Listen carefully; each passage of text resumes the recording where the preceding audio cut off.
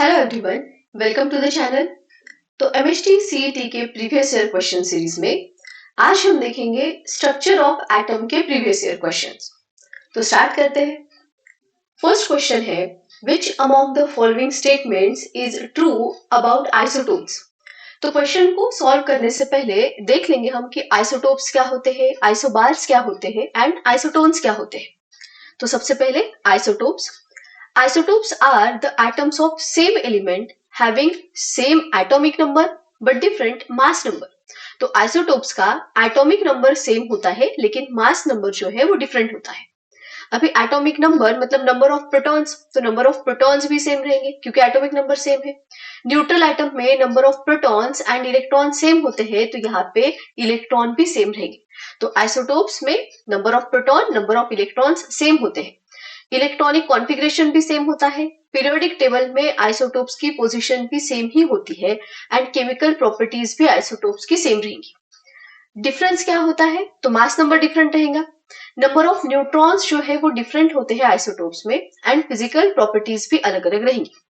Example हमने लिया है हाइड्रोजन के isotopes protium, deuterium and tritium. तो इन तीनों का जो एटॉमिक नंबर है वो 1 है लेकिन मास नंबर यहाँ पे 1, 2 एंड 3 है। तो ये रहेंगे हाइड्रोजन के आइसोटोप्स। देन है आइसोबार्स। तो isobars are the atoms of different element having same mass number but different atomic number. Isotopes का एटॉमिक नंबर सेम था, मास नंबर डिफरेंट था। यहाँ पे मास नंबर सेम है, एटॉमिक नंबर डिफरेंट होता है। आइसोबार्स में और क्या सेम होता है? तो नंबर ऑफ न्यूक्लियॉन्स। न्यूक्लियॉन्स मतलब number of protons plus number of neutron. तो प्रोटॉन प्लस न्यूट्रॉन जो है वो सेम रहेंगे, नंबर ऑफ न्यूक्लियॉन सेम रहेंगे, मास नंबर सेम रहेगा। डिफरेंस क्या होता है? तो एटॉमिक नंबर डिफरेंट है। एटॉमिक नंबर डिफरेंट तो number of protons and number of electrons भी डिफरेंट रहेंगे और यहाँ पे नंबर ऑफ न्यूट्रॉन्स भी डिफरेंट होते हैं। आइसोबार्स का इलेक्ट्रॉनिक कॉन्फ़िगरेशन भी डिफरेंट रहेगा, पीरियोडिक टेबल में पोजीशन भी अलग अलग रहेंगी एंड केमिकल प्रॉपर्टीज भी अलग अलग होती है। जैसे हमने यहाँ पे आइसोबार्स के एग्जांपल लिए हैं, आर्गॉन, पोटेशियम एंड कैल्शियम। तीनों का जो मास नंबर है वो सेम है 40 लेकिन जो एटॉमिक नंबर है वो अलग अलग है 18, 19 एंड 20। तो ये रहेंगे आइसोबार्स। देन आते हैं आइसोटोन्स। सॉरी, आइसोटोन्स भी एटम्स होते हैं डिफरेंट एलिमेंट के जिनमें नंबर ऑफ न्यूट्रॉन्स सेम होते हैं। तो आइसोटोन्स जिसमें नंबर ऑफ न्यूट्रॉन्स क्या रहेंगे? सेम। डिफरेंस क्या रहेगा? तो एटॉमिक नंबर, मास नंबर दोनों अलग अलग होते हैं। तो प्रोटॉन भी, number of protons, number of electrons सब डिफरेंट रहेंगे। इलेक्ट्रॉनिक कॉन्फ़िगरेशन भी अलग अलग रहेगा एंड पीरियोडिक टेबल में पोजीशन भी आइसोटोन्स की अलग अलग होती है। एग्जाम्पल हमने लिए हैं, ये जो 3 है सिलिकॉन, फॉस्फोरस एंड सल्फर, ये तीनों आइसोटोन्स है। देन पोटेशियम एंड कैल्शियम ये भी एक दूसरे के आइसोटोन्स रहेंगे। अभी आइसोटोन्स में नंबर ऑफ न्यूट्रॉन सेम होते हैं तो न्यूट्रॉन्स हम निकालते कैसे हैं? हमें पता है जो एटम का रिप्रेजेंटेशन होता है, यहाँ पे जो नंबर होता है वो एटॉमिक मास नंबर और यहाँ पे जो नंबर रहेगा वो एटॉमिक नंबर। तो A माइनस Z अगर हम करेंगे that is mass number minus atomic number करेंगे तो नंबर ऑफ न्यूट्रॉन्स निकल जाते हैं। जैसे कि अगर हम फर्स्ट वाला एग्जांपल देखें सिलिकॉन, फॉस्फोरस एंड सल्फर में, तो सिलिकॉन में नंबर ऑफ न्यूट्रॉन्स 30 माइनस 14 करेंगे, कितना आ जाएगा? 16 आएंगी। वैसे ही फॉस्फोरस में 31 माइनस 15 करेंगे, ये भी 16 आते हैं। यहाँ पे फिर से 32 माइनस 16 करेंगे, फिर से 16। तो सब में, तीनों में जो नंबर ऑफ न्यूट्रॉन्स है वो 16 है। वैसे ही पोटेशियम एंड कैल्शियम में देखो, यहाँ पे 39 माइनस 19 करेंगे 20 आ जाएगा और यहाँ पे 40 माइनस 20 करेंगे तो फिर से 20। तो दोनों में नंबर ऑफ न्यूट्रॉन्स 20 है, दैट इज सेम है। तो दोनों आइसोटोन्स रहेंगे। तो अभी क्वेश्चन देख लेते हैं। हमारा क्वेश्चन था कि अ ट्रू स्टेटमेंट क्या है अबाउट आइसोटोन्स। तो फर्स्ट है these are nuclides having same number of neutron. हाँ, ये तो सही है, आइसोटोन्स में नंबर ऑफ न्यूट्रॉन सेम होते हैं but different number of protons and hence different mass number. तो यही तो सही है, एग्जैक्टली यही हमारा सही आंसर रहेगा। बाकी ऑप्शन भी देख लो कि क्या गलत है। These occupy same position in modern periodic table, नहीं, डिफरेंट पोजिशन होती है इनकी। These have same chemical properties, नहीं, केमिकल प्रॉपर्टीज भी आइसोटोन्स की अलग अलग रहेंगी। These have different number of neutrons and same number of protons, ये भी गलत है, नंबर ऑफ न्यूट्रॉन सेम होते हैं यहाँ पे। तो ऑप्शन ए ही हमारा करेक्ट आंसर रहेगा। Then next question, which of the following statement is not true about isotones, कौन सा गलत है वो पूछा है। तो these are atoms of same element, यही तो गलत रहेगा, है ना, क्योंकि ये एटम्स होते हैं डिफरेंट एलिमेंट के, तो यही हमारा गलत आंसर रहेगा और यही हमें पूछा था, तो इसका भी आंसर ऑप्शन ए ही रहेगा। बाकी देख लो, these are atoms having different number of electron, हाँ सही है ये। These atoms have same number of neutron, ये भी सही है। These atoms have different mass number, ये भी सही है। ऑप्शन ए ही हमारा गलत था और वही हमें पूछा था। Next, which of the following pair of nuclides is an example of isotones, तो हमें आइसोटोन्स पूछे हैं, मैं यहाँ पे ऑप्शन लिख देती हूँ। फर्स्ट ऑप्शन है हमारा क्लोरीन, क्लोरीन 35 एंड यहाँ पे 17, इसके साथ दिया है क्लोरीन 37 एंड 17। दूसरा ऑप्शन है यहाँ पे आर्गॉन, आर्गॉन 18 एंड 14, और यहाँ पे दिया है पोटेशियम 19 एंड 40। देन है कार्बन 6-13, कार्बन 13, और इसके साथ दिया है बोरॉन 5 एंड यहाँ पे 11। ऑप्शन डी है कार्बन 12-6 एंड देन बोरॉन 11-5। हमें पूछा है आइसोटोन्स कौन है, तो आइसोटोन्स में होता क्या है, तो आइसोटोन्स में नंबर ऑफ न्यूट्रॉन्स सेम रहेंगे, है ना, नंबर ऑफ न्यूट्रॉन्स जो है n लिख रही हूं मैं यहाँ पे, ये सेम रहेंगे।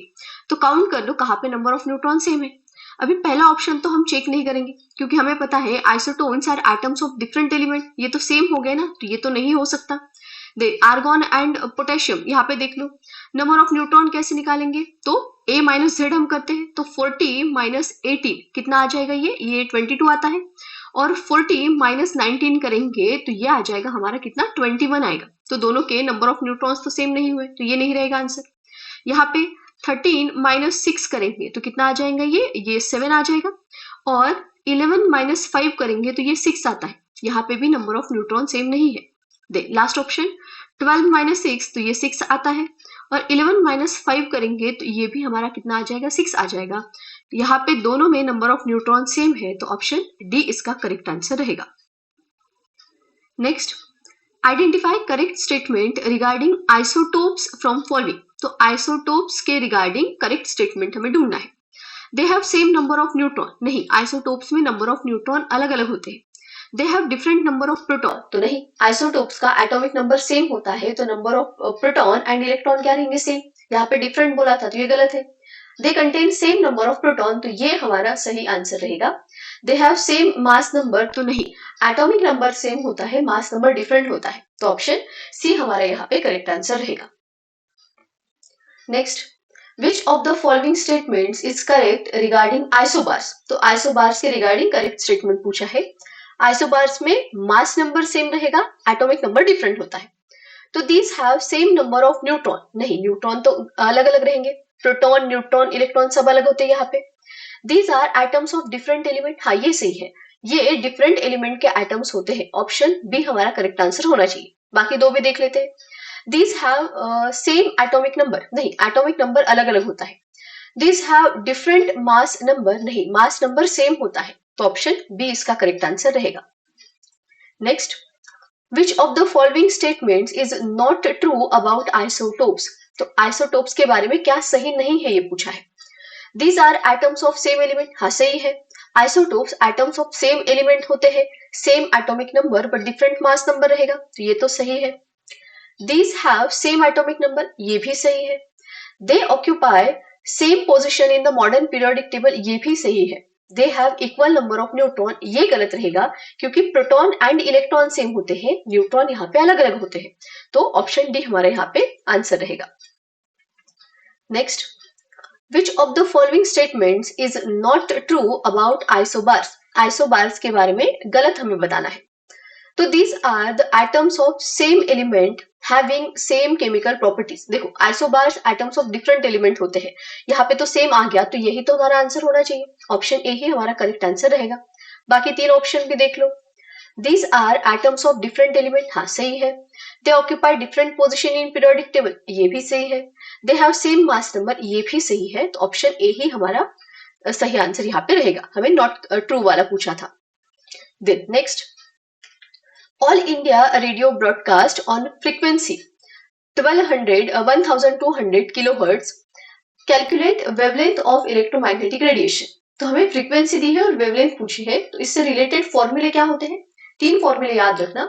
पहला है nu is equals to C upon lambda, या फिर डायरेक्ट याद रखो सी इज इक्वल्स टू होता है न्यू इंटू लैम्डा। सी क्या है यहाँ पे? स्पीड ऑफ लाइट, जिसकी वैल्यू होती है 3 into 10⁸ metre per second. Then lambda होता है wavelength of electromagnetic radiation, nu यहाँ पे फ्रीक्वेंसी ऑफ इलेक्ट्रोमैग्नेटिक रेडिएशन है, तो C is equals to nu into lambda.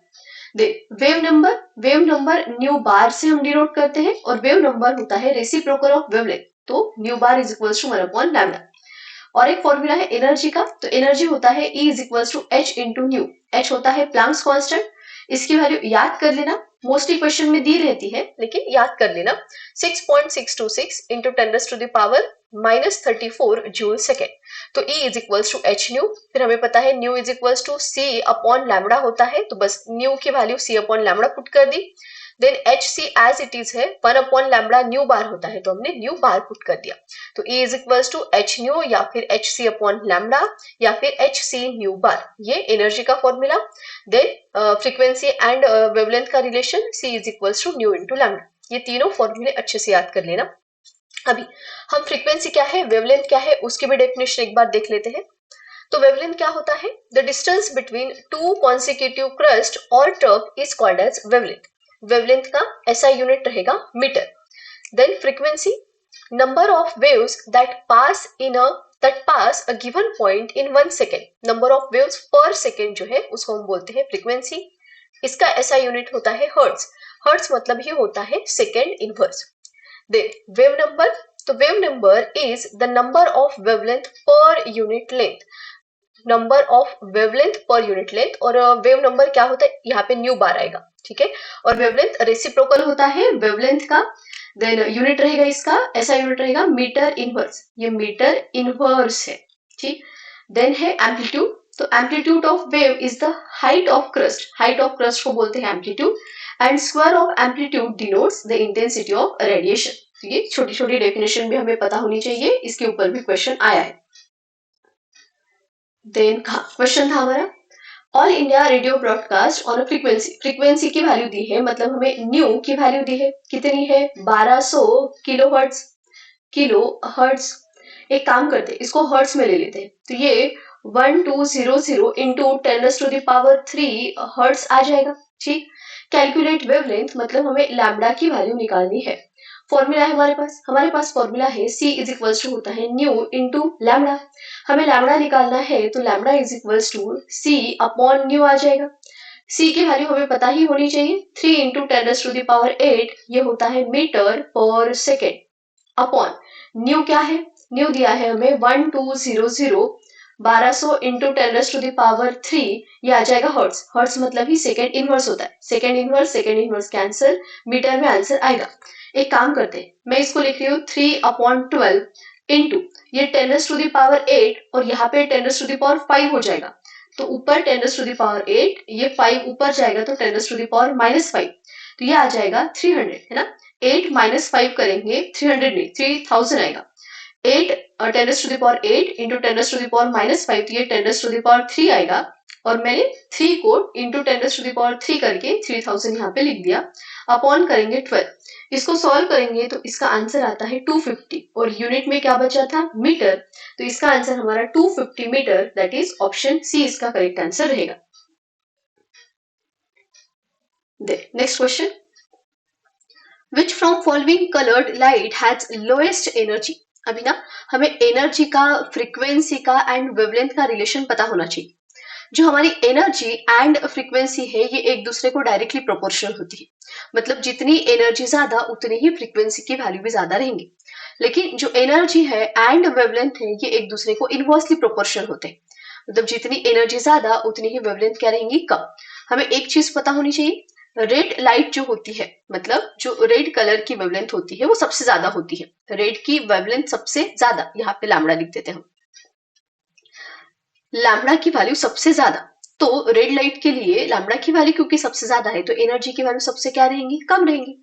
हमें क्या पूछा था, विच from following coloured light has lowest energy, तो सबसे कम एनर्जी किसकी, जिसकी वेवलेंथ सबसे ज्यादा है, और सबसे ज्यादा वेवलेंथ किसकी होती है, रेड लाइट की, तो ऑप्शन ए यहाँ पे करेक्ट आंसर आएगा। Next, calculate frequency of blue light having wavelength 440 nanometre, तो हमें फ्रीक्वेंसी निकालनी है, मतलब न्यू की वैल्यू निकालनी है, वेवलेंथ हमें दी है दैट इज लैम्बडा की वैल्यू है 440 नैनोमीटर, तो यहाँ पे 440 को नैनोमीटर से ना हम मीटर में कन्वर्ट कर लेते, तो ये 10⁻⁻⁹ मीटर आ जाएगा, है ना। अभी क्यों इसको मैंने मीटर में कन्वर्ट किया, क्योंकि हमें पता है C is equals to nu into lambda वाला फॉर्मूला यहाँ पे लगेगा, और C की जो वैल्यू है वो मीटर पर सेकेंड में होती है, इसलिए मैंने इसको मीटर में कन्वर्ट कर लिया। तो हमारा फॉर्मूला है C is equals to nu into lambda, हमें न्यू की वैल्यू निकालनी है, तो nu is equals to C upon lambda आ जाएगा। C की value 3 into 10⁸ metre per second upon lambda कितना दिया है 440 इंटू 10⁻⁻⁹, ये मीटर है, मीटर एंड मीटर कैंसिल हो जाएगा, सेकेंड इनवर्स मतलब हर्ट्ज में हमारा आंसर आएगा। एक काम करते हैं, क्या मैं इसको 3/44, ये 10⁸ जैसे के वैसा, ये -9 को मैं यहाँ पे 10⁻⁻8 लिख दूं, है ना। एक जो है पावर कम हो गया, तो ये 0 निकल गया यहाँ से, तो ये बचेगा, देखो ये 10⁻⁻8 ऊपर जाएगा तो +8 हो जाएगा, ऑलरेडी 10⁻8, और ये जो ऊपर गया वो फिर से 10⁻16 आएगा, और यहाँ पे है 3/44, तो ये 3/44 जो है उसका आंसर आता है 0.068 इंटू 10⁻16। अभी हमें आंसर 10⁻14 में दिया है, तो हम क्या करेंगे, एक दो पॉइंट आगे शिफ्ट कर दो, तो ये 6.8 इंटू 10⁻14, और यूनिट आएगा हमारा क्या, hertz, that is second inverse. कहाँ पे है, ऑप्शन ए हमें दिख रहा है यहाँ पे correct answer. Then next, which from following coloured light has highest energy, अभी हमने रेड लाइट वाला देखा था, तो रेड की जो वेवलेंथ होती है वो सबसे ज्यादा होती है और एनर्जी सबसे कम रहेगी, ठीक है। अभी जो वायलेट लाइट होती है उसकी जो वेवलेंथ है, वायलेट लाइट की वेवलेंथ सबसे कम रहेगी, इसलिए उसकी एनर्जी जो है वो सबसे ज्यादा होती है। तो ये दोनों जो है कॉर्नर वाले, ठीक है, टर्मिनल वाले, सबसे ज्यादा वेवलेंथ एंड सबसे कम वेवलेंथ, ये हमें पता ही होना चाहिए। तो सबसे ज्यादा एनर्जी किसकी रहेंगी, वायलेट लाइट की रहेंगी, ऑप्शन डी रहेगा इसका answer. Next, which of the following electromagnetic radiation possess lowest energy, किस इलेक्ट्रोमैग्नेटिक रेडिएशन की एनर्जी सबसे कम होती है, ये पूछा है। तो एक बार हम इलेक्ट्रोमैग्नेटिक स्पेक्ट्रम देख लेते हैं। देखो यहाँ पे फ्रीक्वेंसी इंक्रीज हो रही है, तो सबसे ज्यादा फ्रीक्वेंसी की वैल्यू यहाँ पे है, मतलब सबसे ज्यादा एनर्जी यहाँ पे रहेगी। यहाँ पे फ्रीक्वेंसी ज्यादा, एनर्जी ज्यादा, यहाँ पे फ्रीक्वेंसी कम और एनर्जी भी रहेंगी कम, ठीक है। अभी यहाँ पे क्योंकि एनर्जी ज्यादा है तो वेवलेंथ यहाँ पे कम रहेंगी, यहाँ पे एनर्जी कम है तो वेवलेंथ यहाँ पे ज्यादा रहेगी। तो ये दो टर्मिनल हमने देख लिए।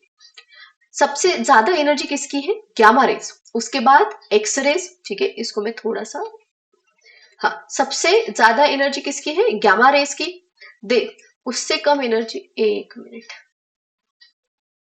हाँ, सबसे ज्यादा एनर्जी गामा रेज की, उससे कम एनर्जी रहेंगी एक्स रेज की, उससे कम एनर्जी होती है यूवी रेज, देन आता है आईआर, उसके बाद माइक्रोवेव, देन है रेडियो वेव्स, देन आता है हमारा रेडियो वेव्स यहाँ पे, ठीक है। तो इसको याद रखना है, सबसे पहले गामा, सबसे ज्यादा एनर्जी गामा रेज की, देन आता है x rays, then UV ultraviolet radiation, ये विजिबल है, इसके बाद ना विजिबल आएगा, अल्ट्रावायलेट के बाद आता है विजिबल, देन विजिबल के बाद IR, microwave and radio waves. यहाँ पे मैं लिख के देती हूँ, सबसे ज्यादा एनर्जी रहेंगी किसकी, गामा रेज की, एनर्जी का ऑर्डर है यहाँ पे ENE, हाँ, एनर्जी का ऑर्डर सबसे ज्यादा गामा रेज की, देन एक्स रे, थोड़ा अच्छे से लिखते इसको, गामा रे, देन उससे कम एनर्जी रहेंगी एक्स रे की, देन उससे कम रहेंगी यूवी, देन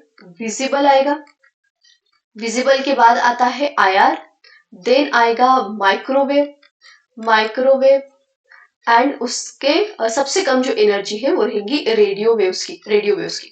अब इसको याद कैसे रखना, एक न्यूमोनिक्स से हम याद रख सकते हैं इसको, न्यूमोनिक्स आएगा, यहाँ पे लिख के दे रही हूं मैं, गाड़ी, गाड़ी XUV in my range, ठीक है। तो गाड़ी से हमारा गामा रेज आ जाएगा, X for x rays, UV के लिए, V विजिबल के लिए, इन से IR, माई से माइक्रोवेव एंड रेंज से याद रख लेना रेडियो वेव्स, ठीक है। तो इस तरह से न्यूमोनिक से हम याद रख सकते हैं। एनर्जी का ऑर्डर याद रख लेना, इसके उल्टा जो ऑर्डर रहेगा वो वेवलेंथ का रहेगा। हमें क्या पूछा था, हमें पूछा है सबसे कम एनर्जी किसकी है, तो सबसे कम एनर्जी किसकी है, रेडियो वेव्स की। तो कहाँ पे है, ऑप्शन ए है हमारा यहाँ पे correct answer.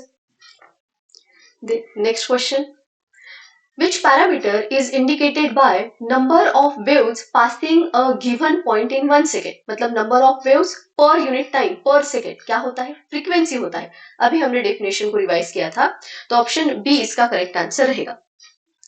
Next question, what is wave number of a radiation, wave number मतलब न्यू बार हमें निकालना है, ठीक है। Of a radiation having wavelength, wavelength मतलब लैम्डा की वैल्यू हमें दी है 0.25 माइक्रोमीटर, ठीक है।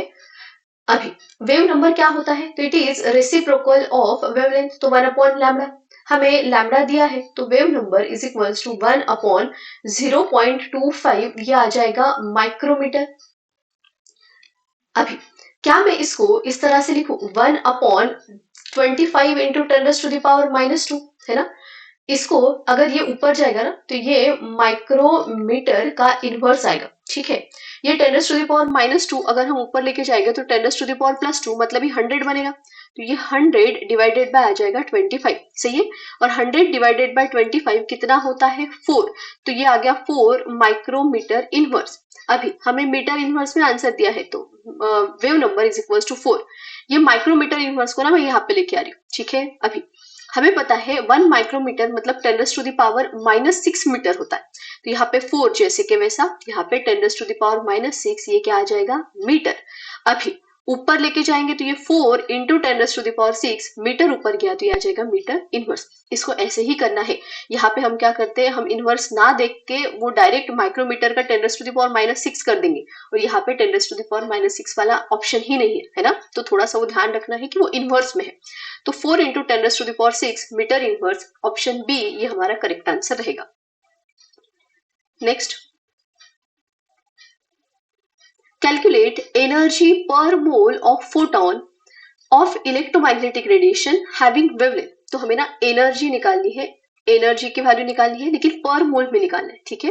एंड वेवलेंथ दिया है, wavelength is equals to 700 nanometre, ठीक है। सबसे पहले तो इसको मीटर में कन्वर्ट करो, तो ये 700 इंटू 10⁻⁻9 10⁻, नैनोमीटर से मीटर जाएंगे +9 आ जाएगा, 10⁻9 मीटर, ठीक है। नहीं सॉरी, नैनोमीटर छोटा यूनिट है, बड़े यूनिट में जाएंगे तो -9 मीटर आएगा, ठीक है। नैनोमीटर से मीटर में कन्वर्ट करने के लिए 10⁻⁻9 दे, इसको क्या मैं 7 इंटू 10⁻⁻7 मीटर लिख सकती हूँ, है ना। इसको इस तरह से लिख सकते हैं हम। दे आगे और क्या दिया है, H की वैल्यू दी है, देन C की भी वैल्यू दी है। हमारे पास एनर्जी का फॉर्मूला क्या होता है, एनर्जी का हमारे पास फॉर्मूला है E is equals to HC upon lambda, lambda दिया था इसलिए वेवलेंथ के टर्म में हमने फॉर्मूला ले लिया। अभी H इंटू सी, H की वैल्यू कितनी है, 6.626 इंटू 10⁻⁻34, ये है जूल सेकेंड, इंटू C की वैल्यू कितनी है, 3 into 10⁸ metre per second upon lambda, lambda कितना दिया है, 7 इंटू 10⁻⁻7, ये आ जाएगा हमारा मीटर में। अभी ध्यान दो यहाँ पे, ये जो हमारी 6.626 इंटू 10⁻34 मल्टीप्लाइड बाय 3 इंटू 10⁸, मैं इसको लिख के दे रही हूँ यहाँ पे, साइड में हम लिख लेंगे इसको, H into c that is 6.626 into 10⁻34 multiplied by 3 into 10⁸, इसका आंसर ले लेना डायरेक्टली 2 इंटू 10⁻⁻25, ठीक है। अभी एग्जैक्टली 2 नहीं आता, 1.98 समथिंग इसका आंसर आता है, लेकिन हम कैलकुलेशन को इजी करने के लिए इसको 2 इंटू 10⁻⁻25 ले लेंगे। तो यहाँ पे मैं डायरेक्ट लिख रही हूँ, यहाँ पे 2 इंटू, यहाँ पे हम लिखेंगे 2 इंटू 10⁻⁻25, ठीक है। अभी थोड़ा सा यूनिट को यहाँ पे देख लेते हैं, पहला ही क्वेश्चन इसलिए, इसके आगे तो हम डायरेक्ट करेंगे। तो यहाँ पे 2 इंटू 10⁻⁻25, अभी यूनिट क्या आएगा, देखो ऊपर है joule second metre second inverse upon है यहाँ पे मीटर, इस तरह से था। ये एक मीटर एंड मीटर कैंसिल हो गया, सेकेंड एंड सेकेंड इनवर्स भी क्या हो गया, कैंसिल। तो क्या बचा है, सिर्फ जूल बचा है। तो आंसर आएगा हमारा जूल में। ठीक, दे अपॉन क्या है, अपॉन है यहाँ पे 7 इंटू 10⁻⁻⁷। अभी इसको अगर सॉल्व करेंगे तो इसका आंसर मैं डायरेक्टली लिख रही हूँ, इसका आंसर आ जाएगा 0.28 इंटू 10⁻⁻80। ठीक है, ये आ जाएगा हमारा आंसर जूल में। ये एनर्जी है, लेकिन हमें पूछा है पर मोल में, एनर्जी पर मोल में हमें पूछी है। तो हमें क्या करना पड़ेगा, इसको मल्टीप्लाई करना पड़ेगा अवोगाड्रोस नंबर से।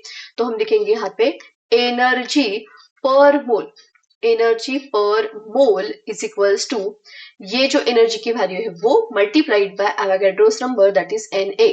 तो एनर्जी 0.28 इंटू 10⁻⁻18।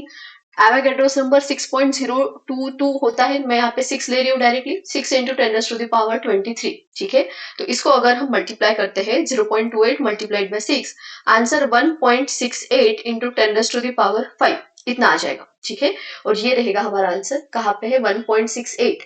अभी 1.68 नहीं दिया है तो 1.68 के पास वाली वैल्यू ले लो।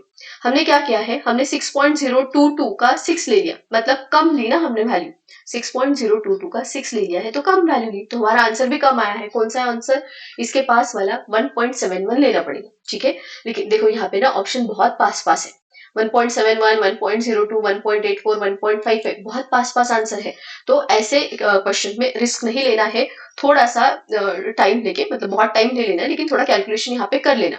6.022 इससे ही मल्टीप्लाई करके आंसर निकाल लेना, क्योंकि बाहर बहुत पास पास ऑप्शन है, तो यहाँ पे हमारे गलत होने के चांसेस हो सकते हैं। ठीक है, वैसे तो हमें समझ में आ रहा है कि 1.68 के ज्यादा पास वाला 1.71 ही है। ठीक है, लेकिन ज्यादा राउंड ऑफ नहीं करना है, तो ऑप्शन ए यहाँ पे करेक्ट आंसर रहेगा। Next, calculate the frequency in hertz of green light if wavelength is. अभी हमें फ्रीक्वेंसी निकालने के लिए बोला है, फ्रीक्वेंसी मतलब हमें न्यू की वैल्यू निकालनी है, न्यू की वैल्यू हमें निकालनी है in hertz of green light if wavelength, मतलब लैम्बडा दिया है हमें कितना, 540 नैनोमीटर, और सी की वैल्यू भी दी है। तो फॉर्मूला डायरेक्ट इन दोनों से related, c is equals to nu into lambda होता है। हमें न्यू निकालना है तो ये सी अपॉन लैम्बडा आएगा, सी की value 3 into 10⁸ metre per second upon lambda कितना है, देखो ये नैनोमीटर है, हमें मीटर में कन्वर्ट करना पड़ेगा। तो 540 इंटू 10⁻⁻9 मीटर ये आ जाएगा। -9 है, क्या मैं इसको 54 इंटू 10⁻⁻8 लिख सकती हूँ, है ना। तो ये 54 इंटू 10⁻⁻8 ये आ जाएगा हमारा मीटर। मीटर मीटर कैंसल, ये -8 ऊपर जाएगा तो +8, तो दोनों मिलके यहाँ पे 10⁻16 आएगा। ये 3/54 इंटू 10⁻16, और 3/54 का अगर आंसर निकालेंगे तो ये आता है हमारा 0.055। ठीक है, और ये 10⁻16 जैसे के वैसा, कहाँ पे है 14 के टर्म में आंसर दिया है, तो 1 और 2, तो यहाँ पे 5.5 इंटू 10⁻14 ये आ जाएगा किसमें, second inverse, that is hertz में हमारा आंसर आ जाएगा। कहाँ पे 5.55, ऑप्शन ए हमारा करेक्ट आंसर रहेगा। नेक्स्ट क्वेश्चन है, what is the energy associated with first orbit of lithium 2 positive. ठीक है, तो पहले फॉर्मूला देख लेते हैं इससे रिलेटेड। हाँ, ये फॉर्मूला हमें याद रखने हैं। Energy of an electron in the nth orbit, nth orbit में अगर एनर्जी निकालनी है ऑफ हाइड्रोजन लाइक स्पीसीज। अभी हाइड्रोजन लाइक स्पीसीज क्या होती है, तो हाइड्रोजन का एटॉमिक नंबर 1, उसमें एक ही इलेक्ट्रॉन होता है। तो जैसे अगर हमने हीलियम ले लिया तो हीलियम का एटॉमिक नंबर 2 रहेगा, उसमें 2 इलेक्ट्रॉन होंगे। लेकिन अगर हम उसका एक इलेक्ट्रॉन निकाल दे तो हीलियम पॉजिटिव बनेगा, तो इसमें भी एक इलेक्ट्रॉन है, सिंगल इलेक्ट्रॉन स्पीसीज हो गई। हम हीलियम के बाद वाला अगर लिथियम ले तो लिथियम का एटॉमिक नंबर ना 3 होता है। अगर उससे मैं 2 इलेक्ट्रॉन निकाल दूं तो इसके ऊपर 2 पॉजिटिव आ जाएगा, तो अभी इसके पास एक ही इलेक्ट्रॉन बचा है, तो ये भी सिंगल इलेक्ट्रॉन स्पीसीज होगी। वैसे ही अगर हम बेरिलियम 3 पॉजिटिव लेते हैं तो ये भी सिंगल इलेक्ट्रॉन ही स्पीसीज है, इसलिए इनको हम बोलते हैं हाइड्रोजन लाइक स्पीसीज, जिसमें एक इलेक्ट्रॉन होता है। ठीक है, तो हाइड्रोजन के साथ साथ helium positive, lithium 2 positive, beryllium 3 positive, ये हाइड्रोजन लाइक स्पीसीज होती है। ठीक, हाँ, तो हाइड्रोजन लाइक स्पीसीज मतलब इनमें से कोई भी आ जाए, इनके लिए nth ऑर्बिट में जो इलेक्ट्रॉन की एनर्जी होती है उसका ये फॉर्मूला याद रखना है।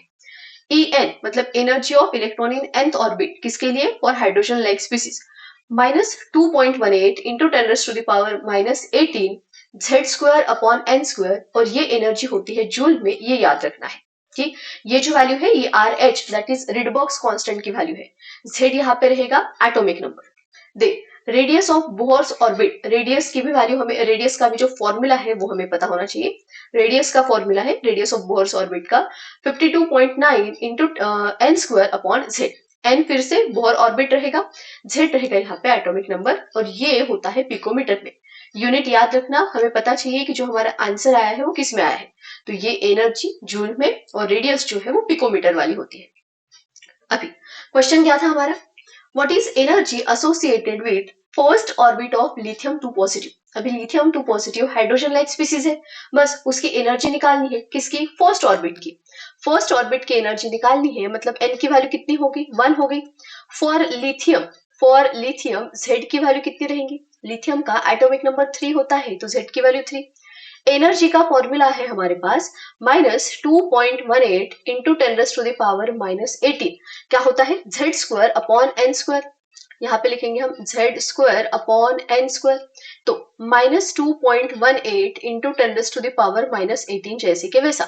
z की वैल्यू कितनी है? 3, तो यहाँ पे 3 का स्क्वायर, n फर्स्ट ऑर्बिट बोला है तो 1 का स्क्वायर, तो ये आ जाएगा -2.18 इंटू 10⁻⁻18 इंटू 3 का स्क्वायर कितना होता है? 9, और आंसर किस में है? ये जूल में है। तो अगर हम मल्टीप्लाई करते हैं इसको, 2.18 को 9 से मल्टीप्लाई करेंगे तो हमारा आंसर आता है 19.62, और ये इंटू 10⁻⁻18 जैसे कि वैसा। कहा गया आंसर -19.62, ऑप्शन बी इसका करेक्ट आंसर रहेगा। चलो next question, what is the radius of fourth orbit of beryllium 3 positive. फिर से बेरिलियम 3 पॉजिटिव की रेडियस निकालनी है, ये हाइड्रोजन लाइक स्पीसीज है तो बोहर थ्योरी फॉलो करेंगी, तो बोहर्स रेडियस हम निकालेंगे। फोर्थ ऑर्बिट के लिए निकालना है तो n की वैल्यू कितनी होगी? 4। रेडियस का फॉर्मूला होता है हमारे पास r is equals to 52.9 n square upon z, है ना, अभी अभी हमने देखा फॉर्मूला। बेरिलियम के लिए z की वैल्यू, बेरिलियम का एटॉमिक नंबर 4 होता है, ठीक है। अभी 52.9 जैसे कि वैसा, ये पिकोमीटर में रहेगा आंसर। n स्क्वायर, n मतलब 4 का स्क्वायर, तो क्या मैं इसको 4 इंटू 4 लिख दूं, है ना, हमें दिख रहा है कि 4 4 कैंसिल हो सकता है। z की वैल्यू फिर से 4 है तो ये 4 एंड 4 कैंसिल हो गया, ये पिकोमीटर में आंसर रहेगा। तो 52.9 को मल्टीप्लाई करेंगे हम 4 से, तो इसका आंसर आता है 211.6, किस में आएगा? पिकोमीटर में आंसर आएगा। तो 211.6 ऑप्शन ए यहाँ पे हमारा करेक्ट आंसर है। Next question, what is energy associated with third orbit of hydrogen atom. Third orbit मतलब n की वैल्यू कितनी रहेंगी? 3 रहेंगी। यहाँ पे ना थोड़ा सा मैं इधर लिख देती हूँ इसको, E is equals to, energy हमें निकालनी है एंड nth ऑर्बिट मतलब n की वैल्यू हमें 3 दी है थर्ड ऑर्बिट के लिए, RH की वैल्यू हमें दी है, ठीक है। तो हमारे पास फॉर्मूला है, एनर्जी का फॉर्मूला है हमारे पास E is equals to -2.18 into 10⁻⁻18, क्या था? z square upon n square, z square upon n square, -2.18 into 10⁻⁻18, ठीक है। z क्या होता है? हाइड्रोजन बोला है ना, तो हाइड्रोजन का एटॉमिक नंबर 1, तो z स्क्वायर मतलब 1 का स्क्वायर, n स्क्वायर, n कितना आएगा? n कितना दिया है यहाँ पे? 3, तो 3 का स्क्वायर आएगा, तो यहाँ पे -2.18 इंटू 10⁻⁻18, यहाँ पे 1/9 आ जाएगा। तो 2.18 को अगर हम 9 से डिवाइड करते हैं तो हमारा आंसर आता है 0.24, ठीक है, और इंटू 10⁻⁻18 जैसे कि वैसा, और आंसर आता है हमारा किसमें? जूल में। कहा गया ऑप्शन सी यहाँ पे हमारा करेक्ट आंसर रहेगा। Next, what is the radius of fourth stationary orbit of Bohr's model.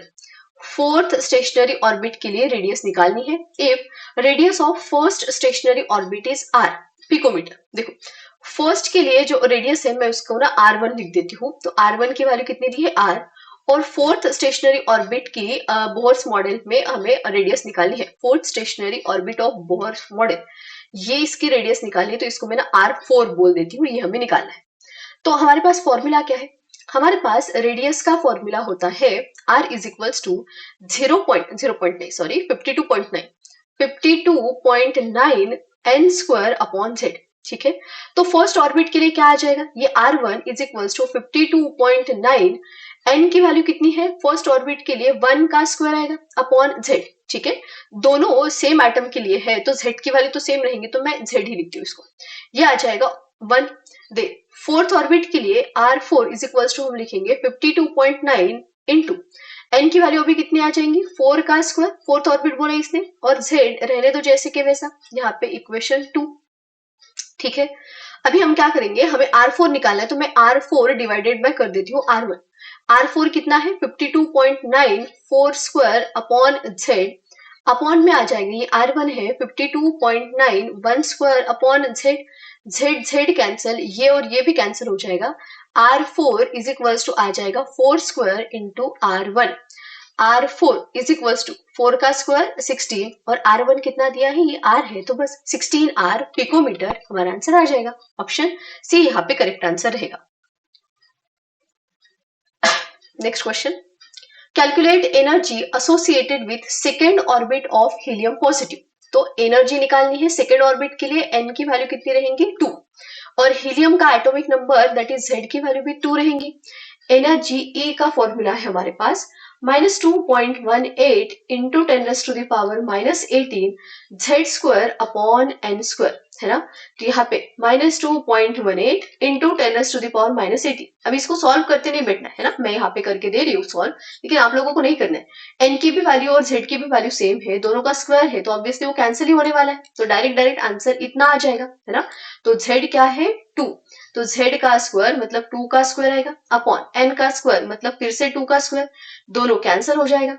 Answer -2.18 into 10⁻⁻18 क्या आएगा? जूल। कहाँ पे है? ऑप्शन ए यहाँ पे हमारा करेक्ट आंसर रहेगा। Next, calculate radius of the second orbit of helium positive. ठीक है, रेडियस निकालनी है हमें, r की वैल्यू निकालनी है, सेकेंड ऑर्बिट मतलब n की वैल्यू 2 है, हीलियम के लिए z की वैल्यू जो है वो 2 होती है। ठीक, अभी रेडियस का फॉर्मूला है हमारे पास r is equals to 52.9 n square upon z। यहाँ पे कैंसिल नहीं करना है ना, एक का स्क्वायर है एक का नहीं है। देख 52.9 इंटू n स्क्वायर मतलब 2 का स्क्वायर अपॉन z मतलब यहाँ पे आ जाएगा 2। 52.9 मल्टीप्लाइड बाय 4 डिवाइडेड बाय 2, तो ये 52.9 मल्टीप्लाइड बाय 2 आ जाएगा। इसको सॉल्व करोगे तो इसका आंसर आता है 105.8 पिकोमीटर में ये आएगा। कहाँ पे है? ऑप्शन बी यहाँ पे इसका करेक्ट आंसर रहेगा। नेक्स्ट क्वेश्चन है, What will be the wavelength of a ball of mass? हमें wavelength की वैल्यू निकालनी है, दैट इज लैम्डा की वैल्यू निकालनी है। मास दिया है, मास m की वैल्यू हमें दी है 0.1 kg, moving with velocity v की वैल्यू हमें दी है 10 मीटर पर सेकेंड। ठीक है, और h की वैल्यू दी है। पहले देख लेते हैं कि इससे रिलेटेड कौन सा फॉर्मूला है हमारे पास। तो हमारे पास होता है डी ब्रोगली इक्वेशन, जो कि होता है lambda is equals to h upon p। ठीक है, लैम्डा इज इक्वल्स टू रहेगा h अपॉन p। तो लैम्डा वेवलेंथ है, h प्लैंक्स कांस्टेंट हमारा, एंड p रहेगा यहाँ पे मोमेंटम। अभी lambda is equals to h upon momentum मतलब होता है मास इनटू वेलोसिटी, तो ये दूसरा फॉर्मूला यहाँ पे हो जाएगा, lambda is equals to h upon m into v।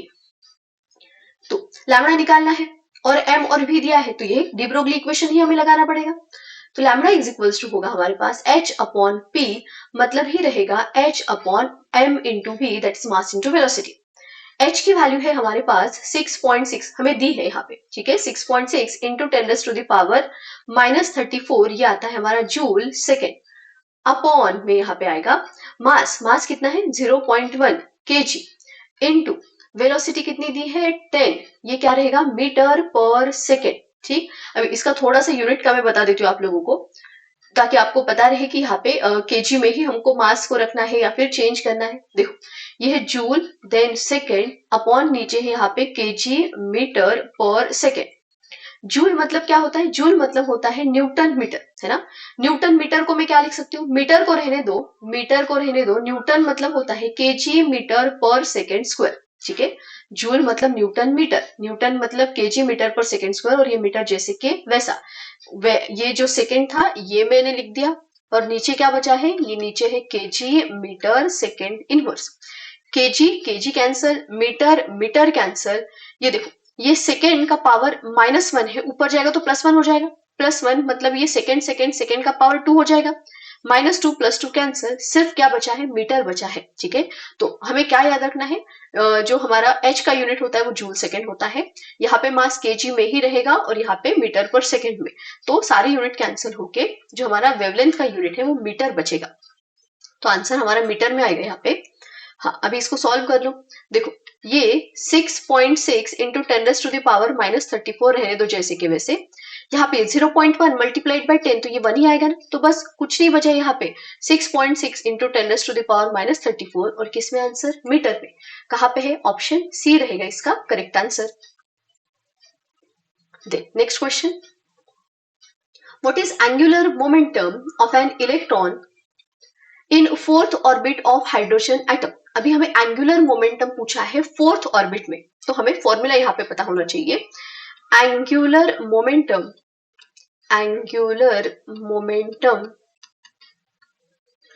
Of an electron in a given stationary orbit, in a given stationary orbit of hydrogen atom, ये होता है m into v into r, यहाँ पे नीचे लिखती हूँ, m into v into r is equals to आता है NH अपॉन 2π। ठीक है, तो ये हमारा एंगुलर मोमेंटम रहेगा NH अपॉन 2π।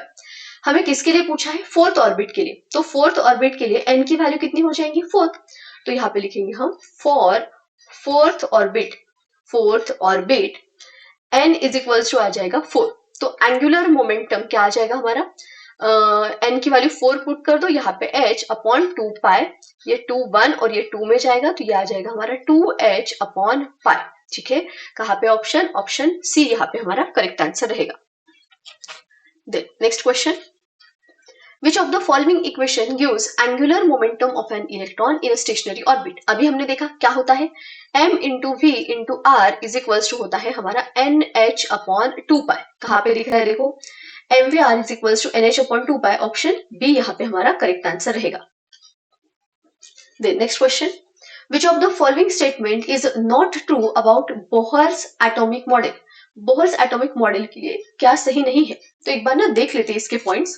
देखो बोहर्स मॉडल में शॉर्ट में हमने पॉइंट लिखे हैं यहाँ पे, according to Bohr's theory electron moves in a fixed circular orbit, या फिर एनर्जी लेवल जिसको हम बोलते हैं। एनर्जी इज क्वांटाइज्ड मतलब कंटिन्यूअस नहीं होती, फिक्स्ड वैल्यू हो रहेंगी। No energy loss in stable orbit, then अगर ट्रांजिशन होता है तो फिर एनर्जी एब्सॉर्ब या फिर इमिट होगी। लिमिटेशंस क्या है, तो can not explain multi electron atom, सिर्फ हाइड्रोजन लाइक स्पीसीज ही एक्सप्लेन कर पाती है। Then can not explain fine spectral lines, fails in magnetic electric field, that is Zeeman effect and Stark effect explain नहीं करता। Then can not explain bonding, ये limitations है। देन ये फॉर्मूले हमें पता होने चाहिए, ऑलरेडी हमने देख लिए ये कि mvr is equals to NH upon 2π होता है एंगुलर मोमेंटम, एनर्जी का फॉर्मूला, एंड देन ये रेडियस का फॉर्मूला। अभी हमारा क्वेश्चन क्या है, हमारा क्वेश्चन था कि बोहर्स एटॉमिक मॉडल में क्या ट्रू नहीं है, मतलब गलत क्या है वो बताना है। पहला, N electron in hydrogen atom can move around the nucleus in one of the many possible orbit of fixed radius and energy. हाँ, तो ये तो सही है, फिक्स्ड एनर्जी एंड रेडियस के ऑर्बिट में ही मूव होता है। The energy of an electron in orbit does not change with time. ठीक है, स्टेशनरी ऑर्बिट में एनर्जी चेंज नहीं होती। An electron can move only in those orbit for which angular momentum is integral multiple of h upon 2π। हाँ, NH upon 2π था हमारा angular momentum, तो सही है ये। तो फिर this model can explain ability of atom to form molecules by chemical bond, ये explain नहीं करता। हमने देखा यहाँ पे limitation क्या है, तो cannot explain bonding, bonding को chemical bonding को explain नहीं करता, ये limitation है, तो ये सही नहीं रहेगा। ऑप्शन डी यहाँ पे हमारा करेक्ट आंसर रहेगा। Next question, Which emission transition series is obtained when electron jumps from n2 is equals to infinity to n1 is equals to 1? पहले इसको समझ लेते हैं। देखो ये होता है हमारे पास स्पेक्ट्रा, सबसे पहले यहाँ पे सीरीज के नाम है Lyman series, then Balmer series, Paschen, then Brackett and point series. अभी लाइमन सीरीज के लिए जो n की वैल्यू होती है, n की वैल्यू या फिर हम लेंगे ना n1 n2 ले लेते हैं, n1 और n2 ले लेंगे हम। n1 की वैल्यू जो रहेंगी लाइमन सीरीज के लिए वो 1 रहेंगी। बाल्मर सीरीज के लिए जो n1 की वैल्यू होती है वो 2 होती है। पास्टन सीरीज के लिए n1 की वैल्यू 3, वैसे ही ब्रैकेट के लिए n की वैल्यू क्या रहेंगी, 4 रहेंगी। लाइमन सीरीज में कौन से ट्रांजिशन पॉसिबल है, एक मिनट, लाइमन सीरीज में कौन से ट्रांजिशन पॉसिबल है, तो एक मिनट मैं इसको मिटा दूं थोड़ा। हाँ,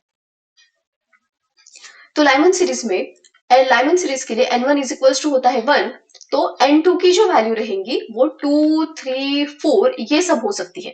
मतलब n2 इज इक्वल्स टू 2 से यहाँ पे ट्रांजिशन हो सकता है, 3 से यहाँ पे ट्रांजिशन हो सकता है, 4 से यहाँ पे ट्रांजिशन होता है, 5 से हो सकता है। ठीक है, तो n1 की वैल्यू 1 रहेंगी लाइमन सीरीज के लिए, n2 की वैल्यू 2 से आगे हो सकती है इन्फिनिटी तक। बामर सीरीज के लिए n1 की वैल्यू जो रहेंगी वो 2 रहेंगी और n2 की जो वैल्यू है वो 3, 4, 5, 6 ऐसे रह सकती है।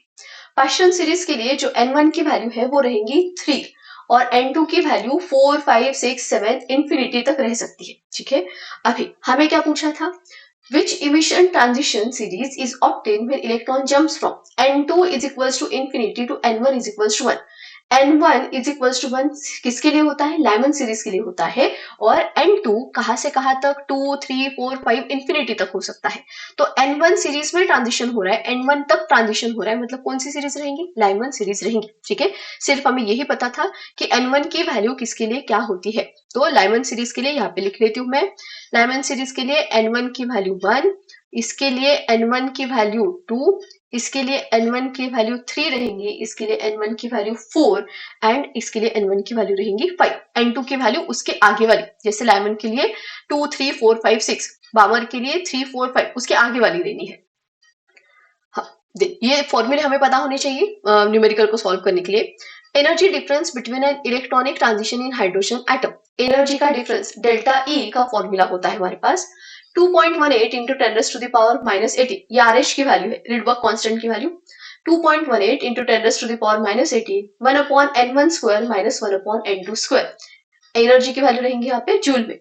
n1 क्या है, लोअर एनर्जी लेवल, n2 क्या है, हायर एनर्जी लेवल, जहां पे ट्रांजिशन हो रहा है और जहां से ट्रांजिशन हो रहा है। ठीक है, जैसे अगर दिया होगा कि n की वैल्यू, जैसे यहाँ पे एक काम करते हैं, क्वेश्चन जब आगे सॉल्व करेंगे वहां पे समझा के दे दूंगी, यहाँ पे फॉर्मूला सिर्फ देख लो। डेल्टा ई का मतलब एनर्जी डिफरेंस का जो फॉर्मूला है वो ये रहेगा और आंसर इसका जो यूनिट रहेगा वो जूल में आएगा। वेव नंबर अगर निकालना है तो वेव नंबर न्यू बार इसका फॉर्मूला होता है R H 1 upon n1 square minus 1 upon n2 square centimetre inverse. दोनों में एक ही डिफरेंस है सिर्फ आर एच की वैल्यू का। यहाँ पे जब हम एनर्जी लेते हैं तो आर एच की वैल्यू जूल वाली हमने 2.18 इंटू 10⁻⁻80, बाद में ये 1 upon n1 square minus 1 upon n2 square same ही है। न्यू बार जब हम लेते हैं दैट इज वेव नंबर के टर्म में जब लेंगे तो जो आर एच की वैल्यू है, रिडबर्ग कांस्टेंट की वैल्यू है, वो हम लेते हैं 109677, फिर से 1 अपॉन n1 स्क्वायर माइनस आ जाएगा 1 अपॉन n2 स्क्वायर। ठीक है, ये होता है सेंटीमीटर इनवर्स में और ये होता है जूल में। तो अगर हमें जूल में आंसर निकालना है तो ये फॉर्मूला यूज कर लेना, सेंटीमीटर इनवर्स में आंसर निकालना है तो ये वाला फॉर्मूला यूज कर लेना। ठीक, चले आगे देख, n1 n2 क्या है, तो n1 lower energy level, n2 होता है हायर एनर्जी लेवल, ये मैंने आप लोगों को बता दिया है। अभी डायरेक्टली क्वेश्चन स्टार्ट करते हैं, हम बाकी चीजें यहाँ पे समझ लेंगे। क्वेश्चन है पहला, कैलकुलेट शॉर्टेस्ट वेव नंबर। हमें वेव नंबर निकालने के लिए बोला है, मतलब न्यू बार हमें निकालना है, न्यू बार की वैल्यू हमें निकालनी है in hydrogen spectrum of Lyman series. Lyman series के लिए शॉर्टेस्ट वेव नंबर हमें निकालना है। अभी ध्यान दो, ये जो डायग्राम है, हाँ यहाँ पे ये एनर्जी का डिफरेंस है ना, तो लाइमन सीरीज के लिए सबसे कम एनर्जी का डिफरेंस किस में रहेगा, जब n2 इज इक्वल्स टू 2 होगा और n1 तो लाइमन सीरीज के लिए 1 ही होता है। तो सबसे कम एनर्जी कब रहेगी, जब जस्ट उसके अबव वाले एनर्जी लेवल से ट्रांजिशन हो रहा है तब। मतलब N2 की वैल्यू 2 और N1 की वैल्यू अगर 1 है तो सबसे कम एनर्जी वहां पे रहेंगी। ठीक है, देख सबसे ज्यादा एनर्जी कहाँ पे रहेंगी, जब transition N2 is equals to infinity से N1 इज इक्वल्स टू 1 पे होगा, लाइमन सीरीज के लिए, है ना। वैसे अगर हम बामर के लिए समझे तो यहाँ पे सबसे कम एनर्जी कहाँ पे लग रही है, ये ट्रांजिशन के लिए सबसे कम एनर्जी लग रही है बामर सीरीज के लिए N1 2 होता है और N2 क्या रहना चाहिए, यहाँ पे 3 रहना चाहिए। ठीक है, तो ये सबसे कम एनर्जी यहाँ पे लगेगी और सबसे ज्यादा एनर्जी कहाँ पे लगेगी, N1 तो 2 ही रहेगा और N2 क्या रहेगा, इंफिनिटी, तब सबसे ज्यादा एनर्जी यहाँ पे रहेंगी। ठीक है, तो सबसे ज्यादा एनर्जी और सबसे कम एनर्जी का ट्रांजिशन हमें पता होना चाहिए। सबसे कम एनर्जी का ट्रांजिशन जस्ट उसके अबव वाले एनर्जी लेवल से होगा, सबसे ज्यादा एनर्जी का ट्रांजिशन इंफिनिटी से होगा। ठीक, हमें यहाँ पे पूछा है शॉर्टेस्ट वेव नंबर। अभी हमें पता है जो एनर्जी एंड वेव नंबर है वो एक दूसरे से डायरेक्टली प्रोपोर्शनल होते हैं। कैसे भाई, एनर्जी इनवर्सली प्रोपोर्शनल होती है वेवलेंथ को, 1 अपॉन वेवलेंथ मतलब ही तो वेव नंबर होता है, तो एनर्जी एंड वेव नंबर एक दूसरे को डायरेक्टली प्रोपोर्शनल रहेंगे, तो एनर्जी ज्यादा तो वेव नंबर भी क्या रहेगा, ज्यादा। हमें क्या पूछा है, हमें शॉर्टेस्ट वेव नंबर पूछा है, मतलब वेव नंबर कम से कम चाहिए, इसका मतलब हमें कम से कम एनर्जी चाहिए। कम से कम एनर्जी किस ट्रांजिशन में होती है, तो लाइमन सीरीज के लिए N1 हमेशा ही 1 रहेगा। सबसे कम एनर्जी किस ट्रांजिशन में, जस्ट उसके अबव वाले एनर्जी लेवल से, तो N2 की वैल्यू हमें क्या लेनी पड़ेगी, उसके नेक्स्ट वाली, दैट इज N2 की वैल्यू रहेंगी यहाँ पे 2। ठीक है, आई होप ये आप लोगों को समझ में आया होगा। वेव नंबर शॉर्टेस्ट, कम से कम वेव नंबर वाला हमें निकालना है। तो कम से कम वेव नंबर मतलब एनर्जी भी कम, एनर्जी कम किसके लिए रहेंगे, तो जस्ट उसके अबव वाले एनर्जी लेवल से जो ट्रांजिशन होता है उसके लिए। तो N1 की वैल्यू 1 फॉर लाइमन सीरीज, तो N2 इज इक्वल्स टू हमें 2 लेना पड़ेगा फॉर शॉर्टेस्ट वेव नंबर। अभी वेव नंबर निकालना है हमें, तो वेव नंबर का फॉर्मूला हमारे पास क्या था, यहाँ पे 109677, यहाँ पे दी भी है RH की value 109677 into 1 upon N1 square minus 1 upon होता है N2 स्क्वायर। सही है, अभी एक काम करेंगे, देखो ऑप्शन बड़े दूर दूर है, ये 4000, ये 6000, ये 82,000, देन 12,000, तो ऑप्शन दूर दूर है, तो मैं क्या कर रही हूँ, मैं इसको ये 1 2 3 4 5 मैं इसको लिख रही हूँ 1.09, 1.09 भी छोड़ दो, मैं इसको 1 ही ले लेती हूँ, तो ये 1 इंटू 10⁵ आ जाएगा, है ना। वैसे तो ये 1.09677 इंटू 10⁵ लिखना चाहिए, लेकिन मैं इसको राउंड ऑफ करके 1 इंटू 10⁵ ले ली। क्यों लिया, क्योंकि ऑप्शन दूर दूर थे इसलिए, नहीं तो फिर गलत होता। दे 1 अपॉन N1 स्क्वायर, N1 की वैल्यू कितनी है 1, तो ये 1 का square minus 1 upon N2 square, तो 2 का स्क्वायर आ जाएगा। ठीक है, किसमें आता आंसर, ये सेंटीमीटर इनवर्स में होता है ना, यूनिट याद रखना। देख ये 10⁵ है सिर्फ यहाँ पे, ये 1 अपॉन 1 माइनस 1 अपॉन 4 आएगा, 10⁵ जैसे कि वैसा, ये 4 है ना, 4 multiplied by 1 4 minus 1 divided by आ जाएगा 4, तो ये हमारा बन रहा है 3/4 इंटू 10⁵5। सही है, और 3/4 कितना होता है 0.75, तो 0.75 इंटू 10⁵5 सेंटीमीटर इनवर्स में ये आंसर है। इसको पॉइंट को निकाल देंगे तो ये 7 5 1 2 3 है ना, यहाँ पे था पॉइंट 1 2 3 4 5, बस इतना आंसर है। तो 75,000 के पास वाला, देखो 75,000 के पास वाला कौन सा है, ये 82,000 ही रहेगा ना, ये तो 12,000 है, बहुत दूर है। देन ये तो 6,000 है, ये भी नहीं आएगा, तो 82,257.8 जो है हमारा आंसर वही रहेगा, ऑप्शन बी इसका करेक्ट आंसर रहेगा। चलो नेक्स्ट क्वेश्चन है, what is wave number for transition of photon from orbit n is equals to 5 to n is equals to 2। ठीक है, यहाँ पे हमें दिया है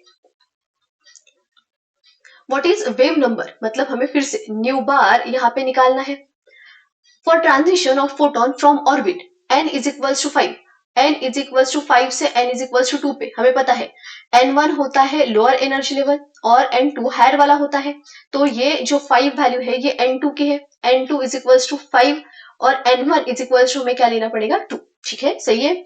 दे आर की वैल्यू भी हमें दी है और न्यू बार निकालना है, तो न्यू बार का फॉर्मूला डायरेक्ट हमारे पास, डायरेक्ट लिखेंगे हम, nu bar is equals to 1 point लिखेगा इसको 17,034, हाँ देखो ऑप्शन ज्यादा पास नहीं है, लिख लेंगे हम 1 इंटू 10⁵5 ले रही हूँ मैं डायरेक्ट, वैसे तो इन्होंने वैल्यू दी है 109677, हम ले लेंगे 1 into 10⁵5, 1 upon N1 square minus 1 upon N2 square. ठीक, आंसर किस में आएगा, सेंटीमीटर इनवर्स में।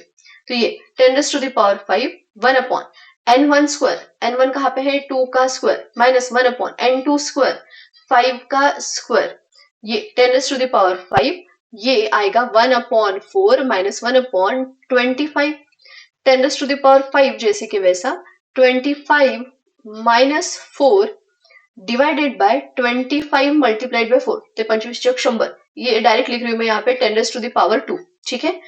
देन 25 माइनस 4 कितना होता है 21, ये 10 टू द पावर 2 यहाँ पे कैंसिल होगा तो 10 टू द पावर 3 बचेगा, तो हमारा आंसर 2 1 1 2 3 21,000 सेंटीमीटर इनवर्स। कहाँ पे पास वाला, ये 23,000 वाला आएगा है ना, बाकी तो दूर दूर ही है, तो बस ऑप्शन बी यहाँ पे हमारा करेक्ट आंसर होना चाहिए। नेक्स्ट है, which of the following series of emission spectral lines for hydrogen is observed in ultraviolet region? तो कहाँ पे स्पेक्ट्रल लाइन जो है वो अल्ट्रावायलेट रीजन में आता है, ये पूछा है, तो हमें ना ये पता होना चाहिए। जो लाइमन सीरीज होती है, यहाँ पे लिख के दे रही हूँ मैं, जो लाइमन सीरीज आती है वो आती है यूवी रेंज में, अल्ट्रावायलेट रीजन में।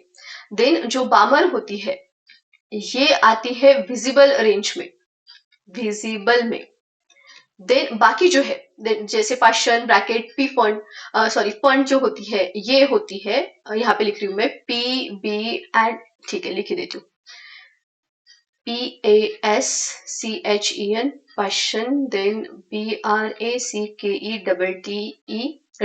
एंड देन फंड, ये तीनों आते हैं IR में, ये तीनों आते हैं इंफ्रारेड रीजन में, ठीक है। तो ये हमें डायरेक्ट याद रखना है, डायरेक्ट ही क्वेश्चन है कि कौन अल्ट्रावायलेट रीजन में आता है तो कौन आता है, लाइमन सीरीज आएंगी, ऑप्शन ए यहाँ पे हमारा करेक्ट आंसर रहेगा।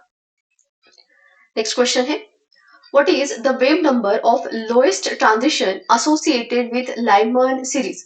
लोएस्ट ट्रांजिशन लाइमन सीरीज के लिए देखो हमें पता है लाइमन सीरीज के लिए n1 की वैल्यू हमेशा ही 1 रहेंगे, तो लाइमन सीरीज है इसलिए n1 की वैल्यू मैंने 1 ले ली। लोएस्ट ट्रांजिशन कौन सा रहेगा, जस्ट उसके ऊपर वाले से ना, मतलब n2 की वैल्यू हमें क्या लेनी पड़ेगी 2 लेनी पड़ेगी, और वेव नंबर हमें पूछा है तो nu bar is equals to, अभी देखो RH के फॉर्म में हमें ऑप्शन दिए हैं तो RH की वैल्यू हम जैसे के वैसे रखेंगे, 1 अपॉन n1 स्क्वायर माइनस होता है 1 अपॉन n2 स्क्वायर, RH जैसे कि वैसा 1 अपॉन n1 स्क्वायर मतलब 1 का स्क्वायर, 1 अपॉन n2 स्क्वायर मतलब 2 का स्क्वायर, तो ये RH 1 अपॉन 1 माइनस 1 अपॉन 4, ठीक है। तो ये RH यहाँ पे 4 minus 1 divided bye 4, that is 3/4 into RH, ये आंसर रहेगा। कहाँ पे है 3/4 RH, ऑप्शन ए ही हमारे यहाँ पे करेक्ट आंसर है। देन है next question, calculate longest wavelength in hydrogen emission spectrum of Lyman series। अभी हमें ना लॉन्गेस्ट वेवलेंथ पूछा है, लॉन्गेस्ट वेवलेंथ मतलब वेवलेंथ की वैल्यू मैक्सिमम, वेवलेंथ मैक्सिमम मतलब एनर्जी क्या रहेगी कम से कम। लाइमन सीरीज के लिए n1 तो हमेशा ही 1 रहेगा, और कम से कम एनर्जी कब रहेंगी जब उसके जस्ट अबव वाले लेवल से ट्रांजिशन होगा, मतलब n2 हमें 2 ही लेना पड़ेगा है ना, तभी एनर्जी कम से कम एंड वेवलेंथ मैक्सिमम आएंगे। अभी हमें वेवलेंथ निकालनी है तो हमें ना न्यू बार का फॉर्मूला पता है, ये देखो इसके पहले वाला जो क्वेश्चन था ना, ये क्वेश्चन देखो, ये हमने ना न्यू बार की वैल्यू निकाली है, तो मैं ना ये डायरेक्ट पुट करती हूँ है ना, ऐसे तो सॉल्व करना पड़ेगा ना वहां पे भी हमें, तो मैं इसको डायरेक्ट लिख रही हूँ, nu bar is equals to 3/4 into हमारा ना RH आया है, न्यू बार मतलब 1 अपॉन लैम्बडा होता है ना, तो मैं यहाँ पे 1 अपॉन लैम्बडा लिख दूंगी क्योंकि मुझे वेवलेंथ निकाली है, 3/4 इंटू RH कितना दिया है, मैं इसको 1.09677 इंटू 10 टू द पावर कितना 5 है ना, ये आ जाएगा हमारा किसमें सेंटीमीटर इनवर्स में। अभी ध्यान दो, इसको मैंने क्यों पूरी की पूरी वैल्यू ले ली, क्योंकि ना यहाँ पे ऑप्शन बहुत पास पास है, देखो 1.2 1.3 1.4 1.5, हम कौन सा लेंगे है ना, क्योंकि हम अप्रोक्सीमेटली क्या करते हैं जो हमारा आंसर आता है उसके पास वाला लेते हैं, तो ये सारी वैल्यू पास वाली है तो कौन सा आंसर लेंगे, इसलिए हम ज्यादा रिस्क नहीं लेंगे, हम कंप्लीट ही सॉल्व कर देंगे इसको। तो ये 3/4 into 1.09677 into 10 to the power 5, मुझे लैम्बडा चाहिए तो लैम्बडा इज इक्वल्स टू आ जाएगा, ये 4 जाएगा ऊपर, अपॉन में आ जाएगा 3 इंटू 1.09, एक मिनट 0 नहीं लिखा मैंने, 1.09677 इंटू 10 टू द पावर 5, और ये आएगा हमारा सेंटीमीटर इनवर्स में, सही है। अभी ये जो 4/3 है इसका आंसर होता है 1.33। 4/3 का आंसर लिखा मैंने, 4/3 1.33। और अपॉन में क्या बचेगा, अपॉन में बचेगा यहाँ पे 1.09677। ये 5 को ऊपर लेके जाओ तो 10⁻⁻5 बनेगा, और सेंटीमीटर इनवर्स ऊपर गया तो सेंटीमीटर। अभी यहाँ पे हम थोड़ा सा एक काम कर सकते हैं। 1.33 है, डिवाइडेड बाय 1 होता तो आंसर 1.33 आता, लेकिन डिनोमिनेटर जो है वो 1 से थोड़ा सा ज्यादा है ना, तो डिनोमिनेटर 1 से थोड़ा सा ज्यादा, तो हमारा जो आंसर है वो 1.33 से कम आएगा, है ना। तो 1.33 से कम वाला एक ही ऑप्शन है यहाँ पे 1.21, इसलिए मैं यहाँ पे सॉल्व ना करके डायरेक्ट आंसर टिक कर रही हूँ 1.21, ठीक है। और मैंने निकाल के देख लिया, इसका आंसर 1.21 ही आता है। तो इस तरह से थोड़ा दिमाग हम यहाँ पे लगा सकते हैं। तो 1.216 इंटू 10⁻⁻5 सेंटीमीटर, ये हमारी वेवलेंथ की वैल्यू आ जाएगी। ऑप्शन बी है यहाँ पे correct answer. Next question, calculate the shortest wavelength in hydrogen emission spectrum of बामर series. तो यहाँ पे हमें बामर सीरीज के लिए शॉर्टेस्ट वेवलेंथ निकालनी है। फिर से हमें पता है बामर सीरीज अगर है तो N1 की वैल्यू तो 2 आएगी, इसको पहले लिख लेते जाओ। शॉर्टेस्ट वेवलेंथ मतलब वेवलेंथ कम से कम, वेवलेंथ कम से कम तो एनर्जी मैक्सिमम ना, एनर्जी मैक्सिमम के लिए N2 की वैल्यू हमेशा ही इंफिनिटी रहेंगी, ठीक है। मैक्सिमम एनर्जी कब रहेंगे, जब ट्रांजिशन इंफिनिटी से हो रहा है। बामर सीरीज था तो N1 की वैल्यू 2 ले ली। शॉर्टेस्ट वेवलेंथ मतलब मैक्सिमम एनर्जी चाहिए तो ट्रांजिशन इंफिनिटी से होगा, N2 की वैल्यू इंफिनिटी लेना है, ठीक है। इतनी ही चीजें हमें पता होनी चाहिए, बाकी तो हमें आता है। वेवलेंथ निकालना है तो nu bar is equals to हमारे पास होता है 1.09677 into 10⁻⁵ 1/N1 square minus 1/N2 square, सही है। अभी वेवलेंथ निकालनी है तो न्यू बार की जगह लिख दो 1/λ।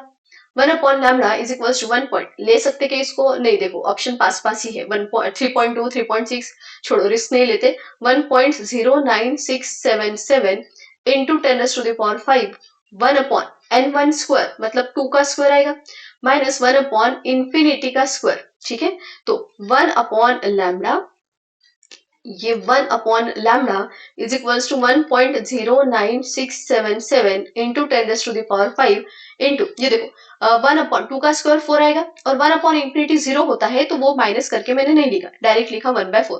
तो लैम्डा इज इक्वल्स टू क्या आ जाएगा, लैम्डा इज इक्वल्स टू आ जाएगा 4 डिवाइडेड बाय 1.09677, है ना।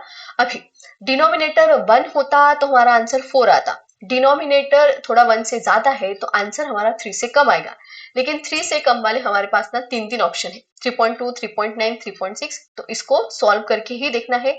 इसको अगर सॉल्व करोगे तो आंसर इसका आता है 3.64 इंटू 10⁻⁻5 सेंटीमीटर, ये हमारा आंसर रहेगा लैम्डा का 3.64। ऑप्शन सी इसका करेक्ट आंसर है। Next, which of the following equation represents dual behavior of matter according to de Broglie. तो डी ब्रोगली इक्वेशन जो है वो मैटर का ड्यूअल बिहेवियर बताता है, wave nature as well as particle nature. तो डी ब्रोगली इक्वेशन क्या है, lambda is equals to h/mv, ये हमने ऑलरेडी देख लिया है। ऑप्शन सी इसका करेक्ट आंसर रहेगा। Next, which of the following equation represent Heisenberg uncertainty principle. तो पहले देख लेते हैं कि हाइसेनबर्ग अनसर्टेनिटी प्रिंसिपल होता क्या है। ठीक है, यहाँ पे सिर्फ इक्वेशन लिया मैंने आगे लिया है, हाइसेनबर्ग अनसर्टेनिटी प्रिंसिपल का स्टेटमेंट होते वो आगे देख लेंगे। तो हाइसेनबर्ग अनसर्टेनिटी प्रिंसिपल होता है del x इंटू del p, मतलब uncertainty in position into uncertainty in momentum is greater than और इक्वल टू h/4π। डायरेक्ट याद रखना है, del x del p का जो प्रोडक्ट होता है इट इज ग्रेटर देन और इक्वल टू h/4π हमेशा रहेगा। del x uncertainty in position है और delta p uncertainty in momentum है। हमें पता है momentum is equals to mass into velocity होता है, तो delta p is equals to हम delta of m into v लिखेंगे, मास बाहर निकल जाएगा तो ये डेल्टा v बचेगा, तो delta x into delta p की जगह हम delta x into m into delta v लिख सकते हैं। वही हमने यहाँ पे किया है, del x into m into delta v, ये यहाँ पे del x into m into delta v is greater than और इक्वल टू h/4π। तो ये है हमारा हाइजेनबर्ग अनसर्टेनिटी प्रिंसिपल का फॉर्मूला। देखो क्या है इक्वेशन, हाइजेनबर्ग अनसर्टेनिटी प्रिंसिपल का इक्वेशन ऑप्शन ए है, del x इंटू del p is greater than और equal to h/4π। Option A इसका करेक्ट आंसर है। देन है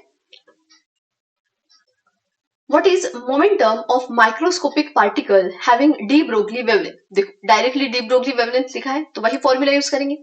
de Broglie wavelength lambda is equals to होता है हमारे पास h अपॉन p.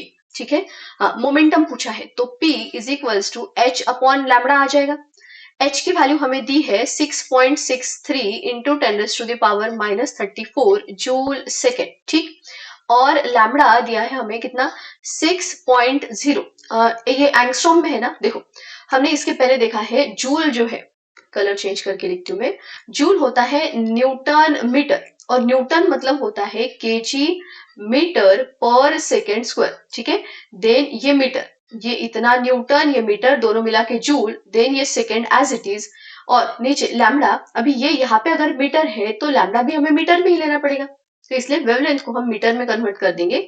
ये 6 लैम्बडा इज इक्वल्स टू है 6 एंगस्ट्रॉम यूनिट. तो एंगस्ट्रॉम यूनिट से अगर मीटर में जाना है तो -10 हमें करना पड़ता है. तो ये 6 into 10 to the power -10 metre यहाँ पे आ जाएगा. ठीक है, तो यहाँ पे मीटर मीटर मीटर कैंसिल, और क्या हो बचेगा यहाँ पे, ये देखो ये केजी मीटर, ये सेकेंड का पावर 1 और सेकेंड का पावर -2, -1 आएगा. केजी मीटर सेकेंड का पावर -1 है ना, वही यूनिट दिया है, बस ये यूनिट हमारा आ जाएगा. बाकी कैंसिल क्या क्या होगा, देखो ये 6 से डिवाइड करो, ये 6 1.1 तो आएगा ना, 3 को छोड़ो 1.1 तो स्टार्टिंग का आएगा, 6 से डिवाइड करेंगे तो इनटू 10 टू द पावर -10 ऊपर जाएगा तो +10 +10 -34 -24, और यूनिट जो दिया था वो हमने देख लिया स्टार्टिंग में, केजी मीटर सेकेंड इनवर्स. 1.1 वाला ऑप्शन बी हमें दिख रहा है यहाँ पे, तो ऑप्शन बी इसका करेक्ट आंसर रहेगा. Next, what is D Broglie's wavelength for a particle having mass? De Broglie wavelength lambda हमें निकालना है. मास दिया है, m की वैल्यू हमें दी है 6.64 into 10 to the power -27 kg. Moving with velocity v की वैल्यू हमें दी है 3 into 10 to the power 3 metre per second, और h की वैल्यू हमें दी है 6.63 into 10 to the power -34 joule second. बस लैम्बडा का फॉर्मूला है हमारे पास h अपॉन p, मतलब ही h upon m into v. h की value 6.63 into 10 to the power -34. ठीक है, अभी हमने ना इसके वाला ऐसे ही एक क्वेश्चन स्टार्टिंग में किया था शायद से, जितना मुझे याद है. सारी यूनिट कैंसिल होकर हमारा मीटर में आंसर आएगा. ठीक है, तो मैं यहाँ पे यूनिट अभी नहीं लिख रही. देन मास जो दिया है, मास कितना है, कहा गया, हाँ ये 6.64 इंटू 10 टू द पावर -27, और वेलोसिटी की वैल्यू दी है 3 इंटू 10 टू द पावर 3. ठीक है, आंसर हमारा मीटर में आएगा. अभी देखो ये 6.63 6.64 जाएगा, ये कैंसिल हो जाएगा. ठीक है, हमने इसको कैंसिल कर दिया. यहाँ पे ना सिर्फ बचेगा 1/3. ये देखो ये 10 टू द पावर -27 एंड +3, तो ये 10 टू द पावर -24 आएगा. -24 ऊपर गया तो +24, मतलब ये टोटल मिला के -10 आएगा आंसर. और 1/3 मतलब 0.33 इंटू 10 टू द पावर -10. हमें नैनोमीटर में दिया है तो मुझे पता है ये आंसर हमारा मीटर में आया है. नैनोमीटर मतलब -9 होता है, तो मैं इसको ना -9 करने के लिए 0.033 लिख रही हूँ. इंटू 10 टू द पावर -9 आएगा, है ना, पॉइंट एक शिफ्ट कर दिया हमने तो ये -9, ये मीटर है, और 10 टू द पावर -9 मीटर मतलब ही होता है नैनोमीटर. इसलिए हमारा आंसर आ गया है lambda is equals to 0.033 nanometre. Option B यहाँ पे हमारा करेक्ट आंसर है. Next, which from following is not hydrogen like species? तो हमने देख लिया स्टार्टिंग में हाइड्रोजन लाइक स्पीसीज क्या होती है. लिथियम 2 पॉजिटिव है, लिथियम 3 पॉजिटिव है, लिथियम पॉजिटिव नहीं है. लिथियम का एटॉमिक नंबर 3, लिथियम पॉजिटिव मतलब उसके पास 2 इलेक्ट्रॉन है, ये हाइड्रोजन लाइक स्पीसीज नहीं रहेंगी. ऑप्शन सी यहाँ पे करेक्ट आंसर रहेगा. Next question, what is numerical value of angular momentum for an electron in first orbit of hydrogen atom? तो हमने ना स्टार्टिंग में एंगुलर मोमेंटम का फॉर्मूला देखा था. एंगुलर मोमेंटम इसका फॉर्मूला होता है NH/2π, है ना, स्टार्टिंग में हमने देखा है फॉर्मूला. अभी किसके लिए, फर्स्ट ऑर्बिट के लिए बोला है ना, तो n की वैल्यू 1 रहेंगी. तो n की वैल्यू 1 तो यहाँ पे नहीं लिख रही मैं, H/2π आएगा डायरेक्ट. h की वैल्यू हमें दी है 6.626 इंटू 10 टू द पावर -34, सही है, और 2 इंटू पाई होता है 3.14, तो ये 6.626 into 10 to the power -34 upon में इन दोनों को मल्टीप्लाई करेंगे तो ये आ जाएगा 6.28. सही है। तो ये 1 पॉइंट में आंसर आना चाहिए, ये भी 6 पॉइंट, ये भी 6 पॉइंट, तो 1 पॉइंट में आंसर आएगा। तो इसलिए 1 पॉइंट वाला एक ही आंसर है, 1.05 इंटू 10⁻⁻34 है ना। ये 6.28 है, ये 6.62 है, ये वैल्यू कम है लेकिन 1 पॉइंट समथिंग में आएंगी, तो बस 1 पॉइंट वाला एक ही ऑप्शन था, ऑप्शन ए हमारे यहाँ पे करेक्ट आंसर रहेगा। एक मिनट, ऑप्शन ए जो है यहाँ पे हमारा करेक्ट आंसर है। देन नेक्स्ट है, it is impossible to determine simultaneously the exact position and exact momentum of an electron. This statement is called. तो ये जो स्टेटमेंट है ये पहले हम देख लेते हैं। देखो सबसे पहला है हाइजेनबर्ग अनसर्टेनिटी प्रिंसिपल। ये प्रिंसिपल क्या बोलता है, it is impossible to determine simultaneously the exact position and exact momentum of an electron. तो simultaneously exact position and exact momentum हम डिटरमाइन नहीं कर सकते। पोजीशन अगर एक्यूरेटली डिटरमाइन कर रहे हैं तो मोमेंटम में क्या बोलते हैं उसको, अनसर्टेनिटी आएंगी, और मोमेंटम एक्जैक्टली डिटरमाइन कर रहे हैं तो फिर पोजीशन में अनसर्टेनिटी आएंगी। दोनों साइमल्टेनियसली एक्यूरेटली हम डिटरमाइन नहीं कर सकते। ये हाइजेनबर्ग अनसर्टेनिटी प्रिंसिपल। देन है पॉलिस एक्सक्लूजन प्रिंसिपल। तो according to this principle, no two electron in an atom can have the same set of 4 quantum number. किसी भी इलेक्ट्रॉन के लिए चारों जो क्वांटम नंबर होते हैं, principal quantum number, azimuthal quantum number, magnetic quantum number and spin quantum number, चारों की वैल्यू किसी भी इलेक्ट्रॉन के लिए सेम नहीं होती। या फिर इसको ही हम ऐसे बोल सकते हैं, only 2 electrons can occupy the same orbital and they must have opposite spin. तो पॉलिस एक्सक्लूजन प्रिंसिपल के अकॉर्डिंग एक ऑर्बिटल में 2 ही इलेक्ट्रॉन रहेंगे विथ अपोजिट स्पिन। ठीक। देन है hunts rule of maximum multiplicity. Pairing of electron in the orbital belonging to the same subshell does not occur unless each orbital belonging to that subshell has got 1 electron each. Simple language में अगर बोले तो अगर degenerate orbital अगर हमारे पास है, ठीक है, मतलब सबशेल के डीजनरेट ऑर्बिटल है, तो इन ऑर्बिटल में इलेक्ट्रॉन की फिलिंग करते समय पहले इलेक्ट्रॉन को सिंगली फिल करना है एंड देन इसकी पेयरिंग होगी। जब तक सारे ऑर्बिटल में एक इलेक्ट्रॉन नहीं मिल जाता तब तक फिर से इलेक्ट्रॉन की पेयरिंग नहीं होती। ठीक है, यही यहाँ पे दिया गया है, यह है हमारा हंट्स। अभी क्वेश्चन था हमारा, it is impossible to determine simultaneously exact position and exact momentum. किसने बोला है ये है Heisenberg uncertainty principle. Option D इसका करेक्ट आंसर रहेगा।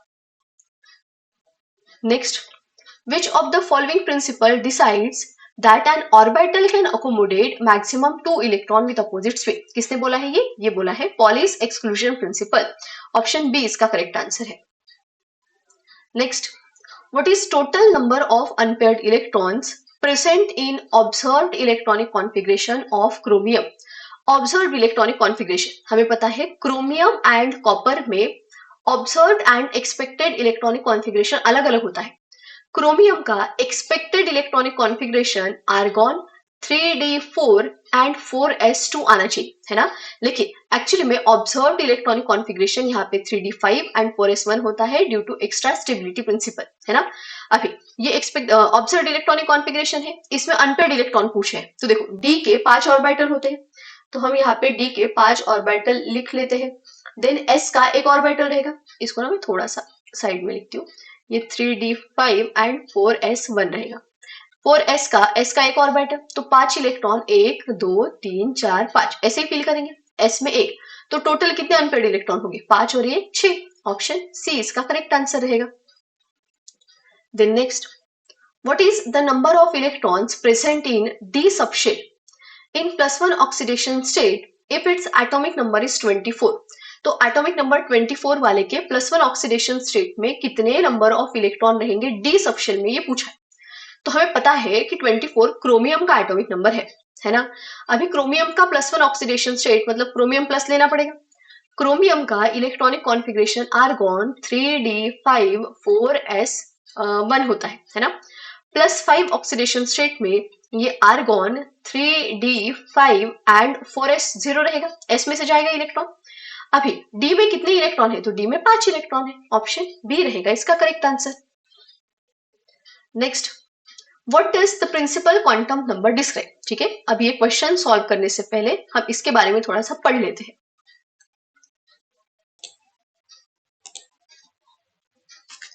तो देखो 4 क्वांटम नंबर है हमारे पास। पहला है प्रिंसिपल क्वांटम नंबर, दूसरा अजीमुथल क्वांटम नंबर, जिसको हम सब्सिडियरी क्वांटम नंबर भी बोलते हैं। तीसरा है magnetic quantum number and fourth is spin quantum number. ठीक है, प्रिंसिपल क्वांटम नंबर को हम n से डिनोट करते हैं, स्मॉल n से। अजीमुथल क्वांटम नंबर को स्मॉल l से, मैग्नेटिक क्वांटम नंबर को ml या फिर l से भी डिनोट करते हैं, एंड स्पिन क्वांटम नंबर को ms से डिनोट करते हैं, या फिर s भी लिखा होता है कहीं पे। ठीक है, ये हो गया नोटेशन। अभी जो हमारा प्रिंसिपल क्वांटम नंबर है वो बताता है शेल के बारे में, साइज के बारे में एंड एनर्जी के बारे में। ये चीजें हमें पता होनी चाहिए, है ना। किस क्वेश्चन इसी के ऊपर है कि प्रिंसिपल क्वांटम नंबर क्या डिस्क्राइब करता है। तो प्रिंसिपल क्वांटम नंबर शेल के बारे में बताता है, साइज के बारे में बताता है एंड एनर्जी के बारे में बताता है। अजीमुथल क्वांटम नंबर जो है वो सबशेल के बारे में बताता है और सबशेल के शेप के बारे में बताता है। शेल के साइज एंड एनर्जी के बारे में principal quantum number, azimuthal quantum number subshell के बारे में और सबशेल के शेप के बारे में बताता है। देन है मैग्नेटिक क्वांटम नंबर, तो ये बताता है ओरिएंटेशन ऑफ ऑर्बिटल के बारे में। एंड स्पिन क्वांटम नंबर, नाम से ही समझ रहा है, स्पिन ऑफ इलेक्ट्रॉन के बारे में बताता है। देन प्रिंसिपल क्वांटम नंबर में जो ऑर्बिटल है, ठीक है, एक काम करते हैं हम, इसके आगे वाला जो है और कुछ चीजें है कि यहाँ पे ये फॉर्मूलेस देख लो। अगर हमें n की वैल्यू दी है, मतलब प्रिंसिपल क्वांटम नंबर की वैल्यू दी है, तो नंबर ऑफ ऑर्बिटल्स कितने रहेंगे, तो वो होते हैं n स्क्वायर, और मैक्सिमम इलेक्ट्रॉन उस शेल में कितने रहेंगे, तो वो होता है 2n स्क्वायर, है ना। अगर हमें n की वैल्यू दी है, तो n की वैल्यू मतलब प्रिंसिपल क्वांटम नंबर की वैल्यू। प्रिंसिपल क्वांटम नंबर हमें किसके बारे में बताता है, शेल के बारे में बताता है। तो किसी पर्टिकुलर शेल में कितने ऑर्बिटल्स रहेंगे, तो उसका फॉर्मूला है n स्क्वायर, और उस शेल में कितने मैक्सिमम इलेक्ट्रॉन रहेंगे, तो उसका फॉर्मूला है 2n स्क्वायर। जैसे कि हमें पता है n की वैल्यू अगर 1 है, यहाँ पे लिखती हूँ मैं, n की वैल्यू अगर 1 है तो k शेल होता है, n की वैल्यू 2 है तो l शेल होता है, then m and n shell रहेगा। k शेल में कितने ऑर्बिटल रहेंगे, तो n की वैल्यू कितनी है 1, तो 1 का स्क्वायर मतलब 1 ही आएगा, मतलब एक ही ऑर्बिटल रहेगा।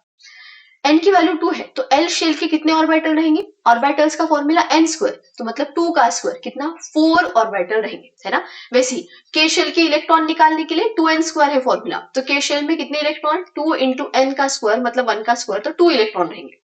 l शेल में कितने इलेक्ट्रॉन, तो 2n स्क्वायर, 2 इंटू 2 का स्क्वायर मतलब 8 इलेक्ट्रॉन्स रहेंगे। ठीक है, तो किसी भी शेल में कितने ऑर्बिटल है उसका फॉर्मूला, शेल का, सब शेल का नहीं बोल रही हूँ मैं, याद रखना शेल कहाँ पे है, सब शेल कहाँ पे है। तो किसी भी शेल में कितने ऑर्बिटल्स रहेंगे, तो फॉर्मूला है n स्क्वायर। कितने इलेक्ट्रॉन रहेंगे, तो उसको डबल करना है, क्योंकि एक ऑर्बिटल में 2 इलेक्ट्रॉन होते हैं। देन n की वैल्यू 1 है तो k शेल, n की वैल्यू 2 है तो l, then m and n shell भी होता है। नंबर ऑफ सबशेल कितने रहेंगे, तो सबशेल होते हैं शेल के, किसी भी शेल के कितने सबशेल, तो जितनी इसकी n की वैल्यू। जैसे n की वैल्यू अगर 1 है तो k शेल है, k शेल के लिए n की वैल्यू 1 है तो इसका सबशेल भी एक ही रहेगा। ठीक, n इज इक्वल्स टू 2 है तो l शेल होता है, तो l शेल के लिए कितने सबशेल, तो जितनी इसकी n की वैल्यू मतलब 2 सबशेल रहेंगे।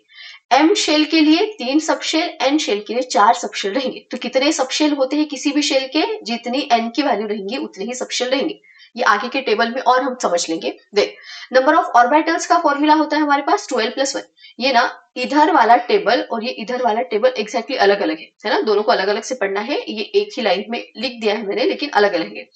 तो ये यहाँ से एक लाइन और लगा लो, ये साइड वाले सारे फॉर्मूले हैं, और ये प्रिंसिपल क्वांटम नंबर वगैरह क्या बताता है उसके बारे में। तो number of subshell n, number of subshell जितनी n की वैल्यू होते हैं उतने होते हैं। नंबर ऑफ ऑर्बिटल्स 2l+1 रहेंगे, और किसी भी ऑर्बिटल में मैक्सिमम 2 इलेक्ट्रॉन होते हैं विद अपोजिट्स में। और एक चीज, n की जो वैल्यू होती है वो 1 से स्टार्ट होती है, 1 2 3 4 रहेंगी। l की जो वैल्यू है वो 0 से स्टार्ट होंगी और n-1 तक जाएगी। m की वैल्यू, मैग्नेटिक क्वांटम नंबर की वैल्यू -l से +l तक होती है, और स्पिन क्वांटम नंबर की 2 ही वैल्यू होती है, -12 एंड +12। ठीक है, इसको और अच्छे से हम इस टेबल में समझते हैं। देखो, n की वैल्यू हमें बताता है शेल के बारे में। ठीक है, तो n की वैल्यू 1 है तो हमारा k शेल होता है, n की वैल्यू 2 है तो हमारा l शेल रहेगा, n की वैल्यू 3 है तो हमारा होता है m शेल। हमने बोला था कि शेल के ही सब शेल होते हैं, किसी भी शेल के कितने सब शेल, तो जितनी उसकी n की वैल्यू। k शेल के लिए n की वैल्यू 1 है तो इसका एक ही सबशेल रहेगा जो कि होता है s। l शेल के लिए n की वैल्यू 2 है तो इसके 2 सबशेल रहेंगे s and p। m shell के लिए n की वैल्यू 3 है तो इसके 3 सबशेल रहेंगे, कौन से s p एंड d। ठीक है। फिर हमने बोला कि एल जो है अज़ीमुथल क्वांटम नंबर, ये सब शेल के बारे में बताता है। एल की वैल्यू कहां से कहां तक, 0 to n-1 तक होती है। तो सबसे पहले n इज इक्वल टू 1 के लिए, दैट इज के शेल के लिए देखो 0 तो रहेगा, n की वैल्यू के शेल के लिए 1 है, 1 - 1 कितना होता है 0, इसलिए इसके लिए एक ही वैल्यू आएगी कितनी 0। एल शेल के लिए, एल शेल के लिए n की वैल्यू फिर से n एल की वैल्यू 0 to -n-1 रहेगी, 0 as it is. And l shell के लिए n की वैल्यू 2 है, तो 2 - 1 कितना आएगा 1, तो 0 and 1, इसलिए इसके लिए 0 और इसके लिए क्या रहेगा 1। अभी डायरेक्ट याद रखा तो भी चलता है, ठीक है। इसके लिए 0 1, इसके लिए क्या आ जाएंगे 0 1 2, that is n is equals to sorry L is equals to 0 to n-1, मतलब 0 से n की वैल्यू 3 - 1 कितना आता है 2, तो 0 to 2 मतलब 0 1 and 2, ये आ गई। ठीक, डायरेक्ट याद रखना है डायरेक्ट याद रखो, फॉर्मूले से याद रखना है तो वैसे याद रख सकते हो। तो किसी भी शेल के कितने सब शेल, तो जितनी n की वैल्यू है उतने सब शेल रहेंगे, वही हमने यहाँ पे लिखा है। के शेल अगर है तो l की वैल्यू एक ही है, एक ही सब शेल रहेगा, कौन सा 1s। m की वैल्यू एक ही रहेगी, m की वैल्यू कहां से कहां तक होती है -L2 + L रहेंगी, ठीक है। m की वैल्यू -L2 + L, जैसे कि l की वैल्यू अगर 0 है तो हमारा s सब शेल होता है, 1 है तो p सब शेल होता है, 2 है तो हमारा d सब शेल होता है। तो L के लिए मतलब S सबशेल के लिए M की वैल्यू रहेंगी -L2 + L रहती है ना, तो L की वैल्यू 0 है तो यहाँ तो एक ही 0 पॉसिबल है वैल्यू। यहाँ पे -L2 + L मतलब -1 to +1, दैट इज -1 0 एंड +1 रहेंगी। D के लिए -L2 + L, L की वैल्यू कितनी है 2, तो ये -2 to +2, -2 -1 0 +1 एंड +2 इतनी वैल्यू रहेंगी। M की वैल्यू -L2 + L, L की वैल्यू यहाँ पे 2 है तो -2 से +2 तक रहेगी D सबशेल के लिए वैल्यू। वैसे ही 3 अगर है तो यहाँ पे F होता है, F के लिए L की वैल्यू 3 है तो -3 2 + 3 इसकी वैल्यू रहेंगी, वही हमने यहाँ पे लिखा है। M की वैल्यू एक ही है सिर्फ 0, ठीक है। S के लिए दे यहाँ पे S के लिए 0 और P के लिए -1 to +1, S के लिए 0, P के लिए -1 to +1 और D के लिए -2 to +2 है ये। देन N शेल जो रहेगा हमारा उसके 4 सब शेल होते हैं, यहाँ पे आ जाओ N पे। N शेल के लिए L की 4 वैल्यू रहेंगी, उसके 4 सब शेल और M की वैल्यू S 4S के लिए सिर्फ 0, 4P के लिए -1 to +1, 4D के लिए -2 to +2 और 4F के लिए -3 to +3 रहेंगे, ठीक। हमने देखा था कि नंबर ऑफ ऑर्बिटल्स किसी भी शेल के लिए number of orbitals and number of electrons कितने होते हैं, तो फॉर्मूला था किसी भी शेल के लिए नंबर ऑफ ऑर्बिटल्स होते हैं n² इतने, ठीक है। तो के शेल के लिए n की वैल्यू 1 है तो नंबर ऑफ ऑर्बिटल 1 का स्क्वायर कितने आते हैं 1 ही आते हैं। एल शेल अगर है तो एल शेल के लिए n की वैल्यू कितनी है 2, नंबर ऑफ ऑर्बिटल्स 2 का स्क्वायर मतलब 4 आएंगे। कहा गए 4 ऑर्बिटल, ये देखो S का एक ऑर्बिटल और P के 3 ऑर्बिटल 1 + 3 मिला के क्या आ जाएगा 4, यही हमने यहाँ पे लिखा है। M के लिए M शेल के लिए n की वैल्यू 3 है तो नंबर ऑफ ऑर्बिटल 3 का स्क्वायर दैट इज 9 आएंगे। कहां से आए, एक S ऑर्बिटल, 3 P ऑर्बिटल और 5 रहेंगे D के ऑर्बिटल, तो 5 + 3 + 1 ऐसे 9 ऑर्बिटल यहाँ पे बनते हैं। और इलेक्ट्रॉन एक ऑर्बिटल में 2 होते हैं तो जितने ऑर्बिटल है उसके डबल इलेक्ट्रॉन यहाँ पे रहेंगे, ठीक है। अभी क्वेश्चन देखते हैं, बाकी जो चीजें बची हुई है वो हम क्वेश्चन में डिस्कस कर लेंगे। चलो आगे। हाँ, इसका क्वेश्चन था ना पहला वाला क्वेश्चन था हमारा, हाँ ये what does principal quantum number describe, तो प्रिंसिपल क्वांटम नंबर हमें बताता है साइज ऑफ ऑर्बिटल के बारे में, ऑप्शन बी यहाँ पे हमारा करेक्ट आंसर रहेगा। नेक्स्ट है What is the value of magnetic quantum number for electron having principal quantum number n is equals to 1? Principal quantum number n की वैल्यू हमें दी है, n की वैल्यू 1 अगर है, प्रिंसिपल क्वांटम नंबर 1 है तो वो k शेल होता है ना। और शेल के लिए कितने सब शेल, जितनी n की वैल्यू, तो n की वैल्यू 1 है तो इसका एक ही सब शेल रहेगा, कौन सा रहेगा s सब शेल। और हमें पता है s के लिए m की वैल्यू 0 होती है ना, तो m की वैल्यू क्या रहेंगे 0, ऑप्शन ए यहाँ पे करेक्ट आंसर रहेगा। P होता तो -1 2 + 1 वैल्यू आती, D होता तो -2 2 + 2 वैल्यू आती, F होता तो M की वैल्यू -3 2 + 3 होती है, ठीक है। S है इसलिए यहाँ पे 0 रहेंगी, M की वैल्यू कितनी रहेंगी 0। Then next, identify degenerate orbital from following for hydrogen atom। अभी डीजेनरेट ऑर्बिटल क्या होते हैं? तो ऐसे ऑर्बिटल जिनकी एनर्जी सेम होती है उनको हम बोलते हैं डीजेनरेट ऑर्बिटल। तो याद रखना हाइड्रोजन एटम के लिए जो एनर्जी का ऑर्डर होता है वो होता है 1s की एनर्जी सबसे कम, देन 2s एंड 2p की एनर्जी सेम रहेंगी, उसके बाद उससे ज्यादा एनर्जी होती है 3s, 3p एंड 3d की एनर्जी सेम होती है, उससे ज्यादा एनर्जी होती है 4s, 4p, 4d and 4f की जो एनर्जी है वो सेम होती है। याद रखना ये जो शेल है उस शेल में जो सबशेल होते हैं उनकी एनर्जी सेम होती है हाइड्रोजन एटम के लिए, बाकियों के लिए नहीं। ये सिंगल इलेक्ट्रॉन स्पीसीज के लिए है सिर्फ, बाकियों के लिए फिर हमें वो अबव प्रिंसिपल से एनर्जी का ऑर्डर निकालना पड़ेगा। हाइड्रोजन एटम के लिए ये होता है। तो 1s की एनर्जी कम, उससे ज्यादा 2s की और 2p की रहेंगी, दोनों की सेम होती है, उससे ज्यादा थर्ड शेल की 3s, 3p, 3d की, उससे ज्यादा फोर्थ शेल वालों की रहेंगी। तो हमें 1s 2s नहीं, 1s 2p ये भी नहीं, 2s 2p, n की वैल्यू सेम है यहाँ पे, तो इनकी एनर्जी सेम रहेंगी हाइड्रोजन एटम के लिए। ऑप्शन सी यहाँ पे करेक्ट आंसर रहेगा। नेक्स्ट है find the number of orbitals and maximum electron respectively present in M shell. Shell में प्रेजेंट ऑर्बिटल एंड इलेक्ट्रॉन निकालने हैं, तो फॉर्मूला है ना हमारे पास, number of orbitals in a particular shell, उसका फॉर्मूला होता है हमारे पास n स्क्वायर, है ना, और उसको 2 से मल्टीप्लाई कर देंगे तो इलेक्ट्रॉन निकल जाएंगे। तो n के लिए n की वैल्यू देखो, पहले हमें पता है n इज इक्वल्स टू 1 है तो k शेल होता है, n इज इक्वल्स टू 2 है तो l शेल, और n इज इक्वल्स टू 3 है तो फिर m शेल रहेगा। तो m शेल के लिए n की वैल्यू कितनी है 3, तो n की वैल्यू यहाँ पे लिख देंगे हम 3 है, तो यहाँ पे 3 का स्क्वायर होता है 9, तो 9 ऑर्बिटल रहेंगे, 9 ऑर्बिटल वाला एक ही ऑप्शन है, और नंबर ऑफ इलेक्ट्रॉन उसको 2 से मल्टीप्लाई करेंगे, number of electron 2n square होता है, that is 2 into 9 that is 18, तो 9 एंड 18 ऑप्शन बी यहाँ पे करेक्ट आंसर रहेगा।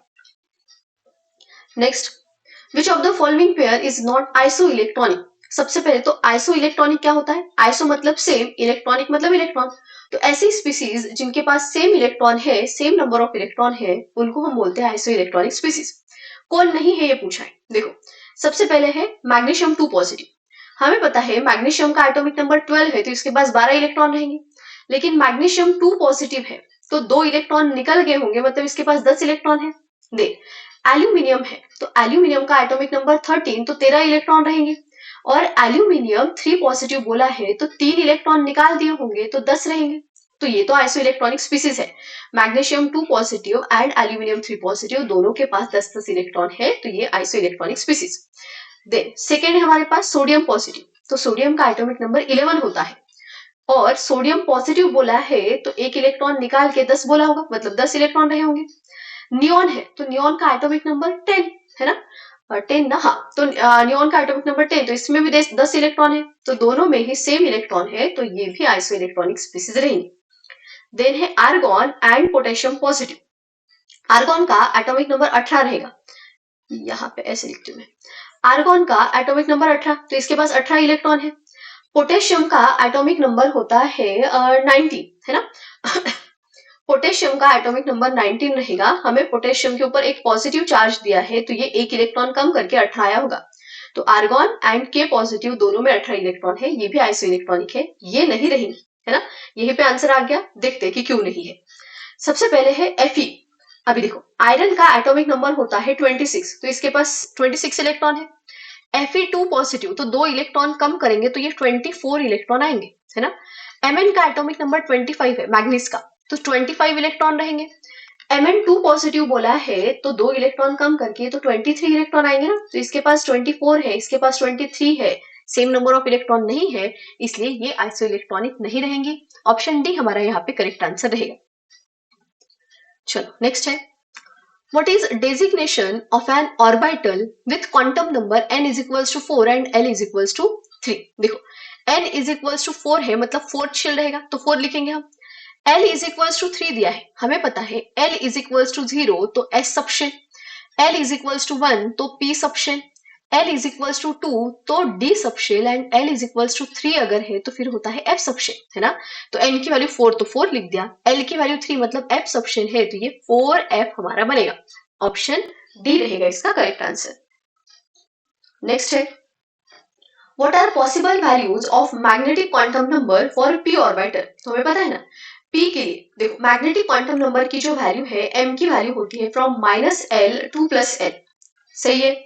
अभी हमें पता है पी के लिए एल की वैल्यू अगर 0 है तो एस सबशेल, एल की वैल्यू 1 है तो पी सबशेल होता है।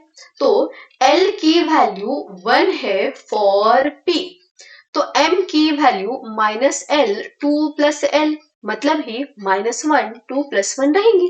तो कितनी वैल्यू पॉसिबल है? -1 0 एंड +1, ऐसी 3 वैल्यू पॉसिबल है। तो ऑप्शन पी यहाँ पे करेक्ट आंसर रहेगा। ठीक है, इसको ना ऐसे भी देख सकते हो, मैग्नेटिक क्वांटम नंबर ऑर्बिटल को बताता है, तो जितने ऑर्बिटल उतनी ही मैग्नेटिक क्वांटम नंबर की वैल्यू रहेंगी। एस का एक ऑर्बिटल तो एक ही पॉसिबल वैल्यू रहेंगी मैग्नेटिक क्वांटम नंबर की, पी के 3 ऑर्बिटल है तो 3 मैग्नेटिक क्वांटम नंबर की वैल्यू, डी के 5 ऑर्बिटल होते हैं तो 5 मैग्नेटिक क्वांटम नंबर की वैल्यू रहेंगी, है ना। ऐसे डायरेक्ट भी कर सकते हो। ऑप्शन बी यहाँ पे करेक्ट आंसर रहेगा। Next, which of the following is correct set of 4 quantum number for valence electron of rubidium? Rubidium के वैलेंस इलेक्ट्रॉन के लिए क्वांटम नंबर की वैल्यू पूछिए। पहले तो देखो रुबिडियम आता कहाँ पे, हमें पता है lithium, then sodium, potassium, lithium sodium potassium, rubidium, caesium and francium, ये फर्स्ट ग्रुप लिखा है मैंने। तो फर्स्ट ग्रुप वाले में जो है वो रुबिडियम आता है। हमें पता है लिथियम का electronic configuration 1s2 2s1, 3 atomic number होता है, तो 1s2 2s1 आएगा। ये चीज हमें पीरियोडिक टेबल के बारे में पता होना चाहिए कि एक ही ग्रुप वाले, ये एक के नीचे ये एक अगर प्रेजेंट है तो लिथियम का अगर 2s1 है लास्ट में तो सोडियम का 3s1 आएगा, है ना। पोटेशियम का 4s1 आएगा और रुबिडियम का 5s1 आता है आउटर मोस्ट में, ये हमें पता होना चाहिए। ठीक है, 2s1 3s1 4s1 5s1, तो मुझे ये पता चल गया रुबिडियम के बारे में 5s1 लास्ट इलेक्ट्रॉन 5s में जाएगा, तो रुबिडियम का लास्ट इलेक्ट्रॉन जा रहा है 5s में, सही है।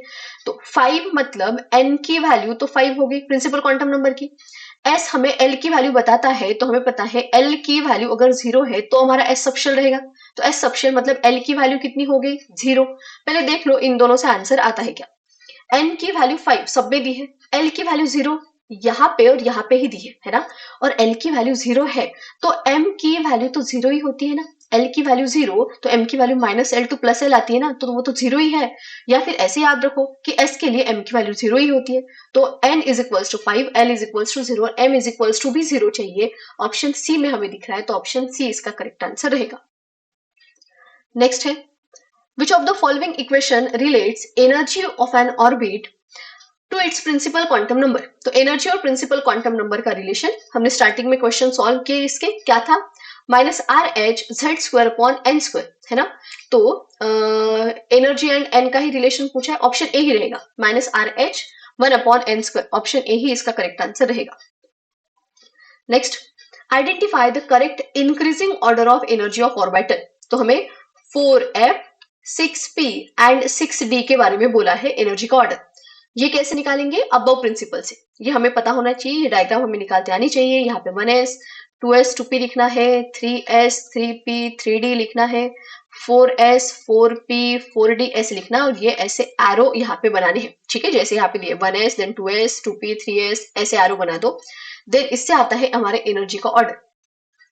एनर्जी का ऑर्डर यहाँ पे आ जाएगा, सबसे पहले यहाँ पे 1s से स्टार्ट करना है, सबसे कम एनर्जी रहेंगी 1s की, उससे ज्यादा एनर्जी आती है 2s, they 2p and 3s, तो पहले 2p देन 3s ऐसे जाना है। ठीक है, तो पहले कौन आ रहा है 2p, तो उससे ज्यादा एनर्जी रहेंगी 2p की, उससे ज्यादा 3s, फिर से आगे बढ़ो तो ये 3p एंड देन 4s आएगा। ठीक है, ये समझ गया। अभी हमें किस किस के बारे में पूछा है, 4f 6p 6d, कहाँ पे दिख रहा है देखो, 4f 6p 6d, 4f, है ना, कलर दूसरा लेती हूँ मैं, एक मिनट,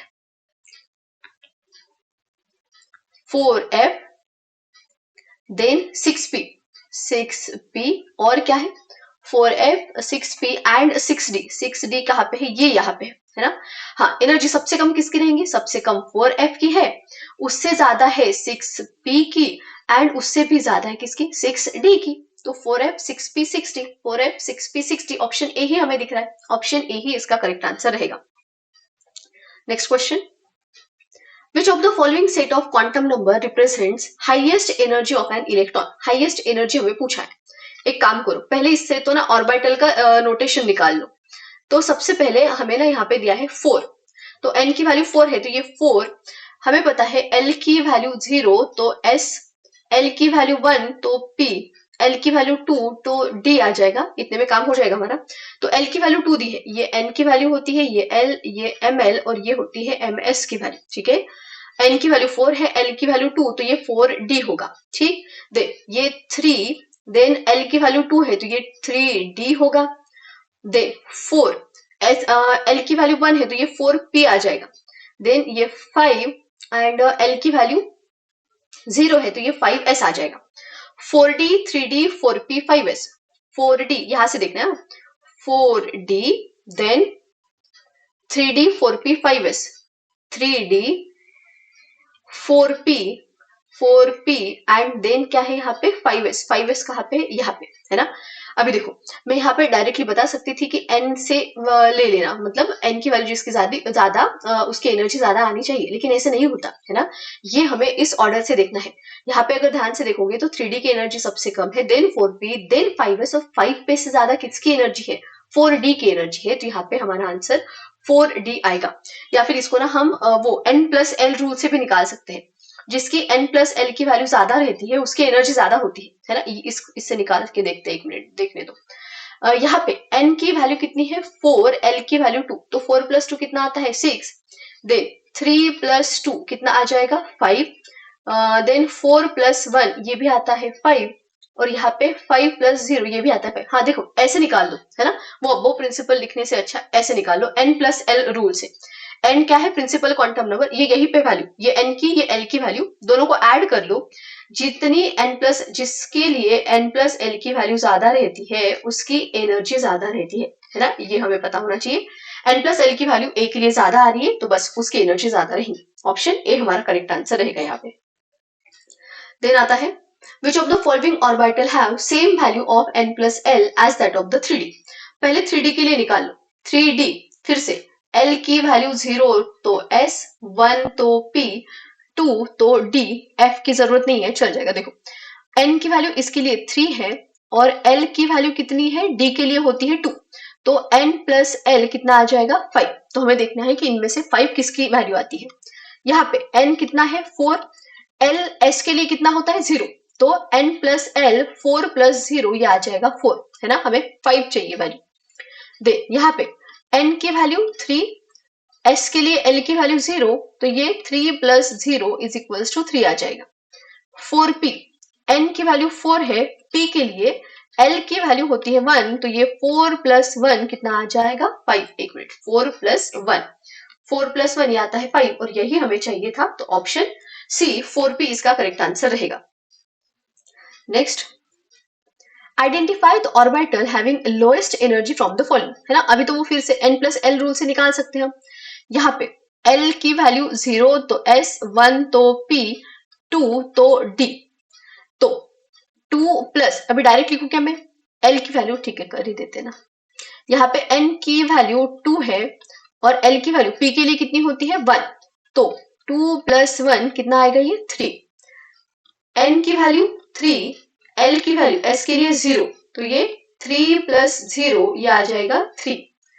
3D के लिए N की वैल्यू 3, L की वैल्यू कितनी है, D के लिए कितना आता है 2, तो ये 3 + 2 कितना आ जाएगा 5। देन N की वैल्यू कितनी है हमारे पास 4, L की वैल्यू है हमारे पास P के लिए 1, तो ये 4 + 1 कितना आ जाएगा 5। अभी लोएस्ट एनर्जी पूछा था ना हमें ना यहाँ पे नहीं, N+L वाला रूल नहीं लग रहा है यहाँ पे। अभी क्या करेंगे फिर, तो हमें ये अबव प्रिंसिपल पता है ना, अबव प्रिंसिपल के according 1S, 2S, 2P, then आता है हमारा 3S, तो 3S की वैल्यू ज्यादा होती है 2P से, इसलिए ऑप्शन ए हमारा करेक्ट आंसर रहेगा। फिर अबव प्रिंसिपल से देख लेना, 2P की वैल्यू कम होती है, एनर्जी 2P की एनर्जी कम होती है एज कम्पेयर टू 3S। चलो यहाँ पे ना एक ऐसे भी होता है कि N+L की वैल्यू अगर सेम है तो जिसकी ना N की वैल्यू नहीं लेनी। अब वो प्रिंसिपल से लगाना वो गलत हो जाएगा। ठीक है, पहले तो N+L रूल से देख लेना, N+L रूल से अगर सेम आ रहा है तो फिर ये देख लो, अब वो प्रिंसिपल से देख लो, उससे तो बिल्कुल गलत नहीं होगा। ऑप्शन ए यहाँ पे हमारा करेक्ट आंसर रहेगा। Next, which of the following orbital is represented by n = 3 and l = 2। तो ये 3 और L इज इक्वल्स टू 2 होता है किसके लिए, D के लिए, तो ये 3D ऑप्शन सी इसका करेक्ट आंसर रहेगा। Next, identify the orbital having highest energy from the following. ठीक है, इसको कर लेना, इसके पहले वाला हमने क्वेश्चन किया है वैसे ही है ये, इसका आंसर मैं बताती हूँ, इसका आंसर डी है। ठीक है, 4p इसका आंसर आएगा, इसको कर लेना। देन नेक्स्ट है, what is the total number of orbital present in N shell. N shell के लिए टोटल ऑर्बिटल, तो पहले तो हमें पता होना चाहिए एन की वैल्यू अगर 1 है तो ये के शेल होता है, 2 है तो एल शेल, 3 है तो एम शेल एंड 4 अगर है तो ये एन शेल आएगा। इसी शेल के लिए हमें ऑर्बिटल्स पूछे हैं, तो हमें पता है number of orbital n square होता है, एन स्क्वायर मतलब ये 4 स्क्वायर आएगा, और 4 स्क्वायर कितना 16, तो ऑप्शन डी इसका करेक्ट आंसर रहेगा। Next, which of the following species contain 20 electron. तो पोटेशियम पॉजिटिव, देखो पोटेशियम का एटॉमिक नंबर 19 होता है, के पॉजिटिव मतलब एक इलेक्ट्रॉन कम करके ये 18 रहेगा। कैल्शियम बस यही है, कैल्शियम का एटॉमिक नंबर 20 होता है, तो इस पे 20 इलेक्ट्रॉन रहेंगे, ऑप्शन बी ही हमारा करेक्ट आंसर रहेगा। नेक्स्ट है, no two electron in an atom can have the identical set of 4 quantum number. The statement is known as। अभी चारों क्वांटम नंबर जो है वो किसी भी इलेक्ट्रॉन के लिए सेम नहीं होते, किसने बोला था, ये पॉलिस एक्सक्लूजन प्रिंसिपल ने, या फिर इसको ही हम बोलते हैं कि एक ऑर्बिटल में 2 इलेक्ट्रॉन रहेंगे with opposite spin, option A है इसका answer. Identify iso electronic pair from the following. तो आइसो इलेक्ट्रॉनिक मतलब सेम नंबर ऑफ इलेक्ट्रॉन, अभी ऐसा क्वेश्चन हमने किया है, यहाँ पे मैं डायरेक्ट कर रही हूँ। नियॉन के 10 इलेक्ट्रॉन होते हैं, ऑक्सीजन का एटॉमिक नंबर 8, 2 नेगेटिव चार्ज है मतलब 2 इलेक्ट्रॉन गेन किए होंगे, तो यहाँ पे भी 10 आते हैं, बस ऑप्शन ए ही हमारा करेक्ट आंसर है। क्लोरीन का एटॉमिक नंबर होता है हमारा 17 है ना, और उसमें एक इलेक्ट्रॉन ऐड किया है तो ये 18 इलेक्ट्रॉन हो जाएंगे, और कैल्शियम के 20 होते हैं, ये नहीं है। आर्गोन के 18 और इसका 9 और 1 10 हो जाएंगे। पोटेशियम के 18 और एल्यूमिनियम 3 पॉजिटिव के 10 होते हैं, ये भी नहीं आता, ऑप्शन ए ही हमारा करेक्ट आंसर रहेगा। Next, what is the number of nodes in 2s orbital. अभी टोटल नंबर ऑफ नोड्स हमें पूछे हैं, तो टोटल नोड्स का हमारा फॉर्मूला आता है, total number of nodes is equals to formula होता है n-1, n-1। अभी ध्यान दो, यहाँ पे 2s के लिए n की वैल्यू कितनी दी है, 2 है ना, तो 2-1 मतलब कितना, 1 आंसर आएगा, ऑप्शन बी यहाँ पे करेक्ट आंसर रहेगा। यहाँ पे और दो फॉर्मूले याद रख लेना, एक होते हैं रेडियल नोड्स। रेडियल नोड्स का फॉर्मूला होता है n-l-1, ये principal quantum number, l azimuthal quantum number, and होते हैं एंगुलर नोड्स। तो एंगुलर नोड्स का फॉर्मूला होता है l मतलब अज़ोमुथल क्वांटम नंबर, दोनों को मिला के आते हैं टोटल नोड्स, तो दोनों को ऐड करें तो n-l-1 प्लस l कैंसिल होके n-1 बचता है, तो टोटल नोड्स n-1 जो कि आते हैं radial nodes and angular nodes से मिलके। ठीक है, तो फॉर्मूले डायरेक्ट याद रख लेना। Next question, which of the following d orbital has different shape as compare to the other. तो हमें पता है dxy, yz, xz, dx² - y², इन सबका शेप सेम होता है, डबल डम्बल वाला, लेकिन इसका अलग होता है, इसका एक ऑर्बिटल इस तरह से और दूसरा ऐसे सर्कुलर मैनर पे रहेगा। ठीक है, dz² का तो उसका अलग होता है, ऑप्शन डी यहाँ पे आंसर रहेगा हमारा। देन है, which of the following elements contain maximum number of unpaired electron। किसमें अनपेयर्ड इलेक्ट्रॉन मैक्सिमम रहेंगे। देखो फ्लोरीन का electronic configuration 1s2 2s2 2p5 रहेगा। सोडियम का लास्ट में ना 3s1 आता है, बाकी तो सारे कंप्लीट रहेंगे। हमें अनपेयर्ड इलेक्ट्रॉन पूछे तो मैं डायरेक्ट लास्ट वाले ले रही हूँ, यहाँ पे भी ले सकते हैं ना, 2p5 ही ले, यहाँ पे 2p5 यहाँ पे 3s1। नाइट्रोजन का 1s2 2s2 2p3 होता है ना, 7 एटॉमिक नंबर, और ऑक्सीजन का 1s2 2s2 और 2p4 आ जाएगा। अभी 2p5 तो p के ना 3 ऑर्बिटल होते हैं, 5 इलेक्ट्रॉन फिल करने हैं, 5 इलेक्ट्रॉन फिल करने हैं, तो ये 1 2 3 4 एंड 5, तो नंबर ऑफ अनपेयर्ड इलेक्ट्रॉन 1 है।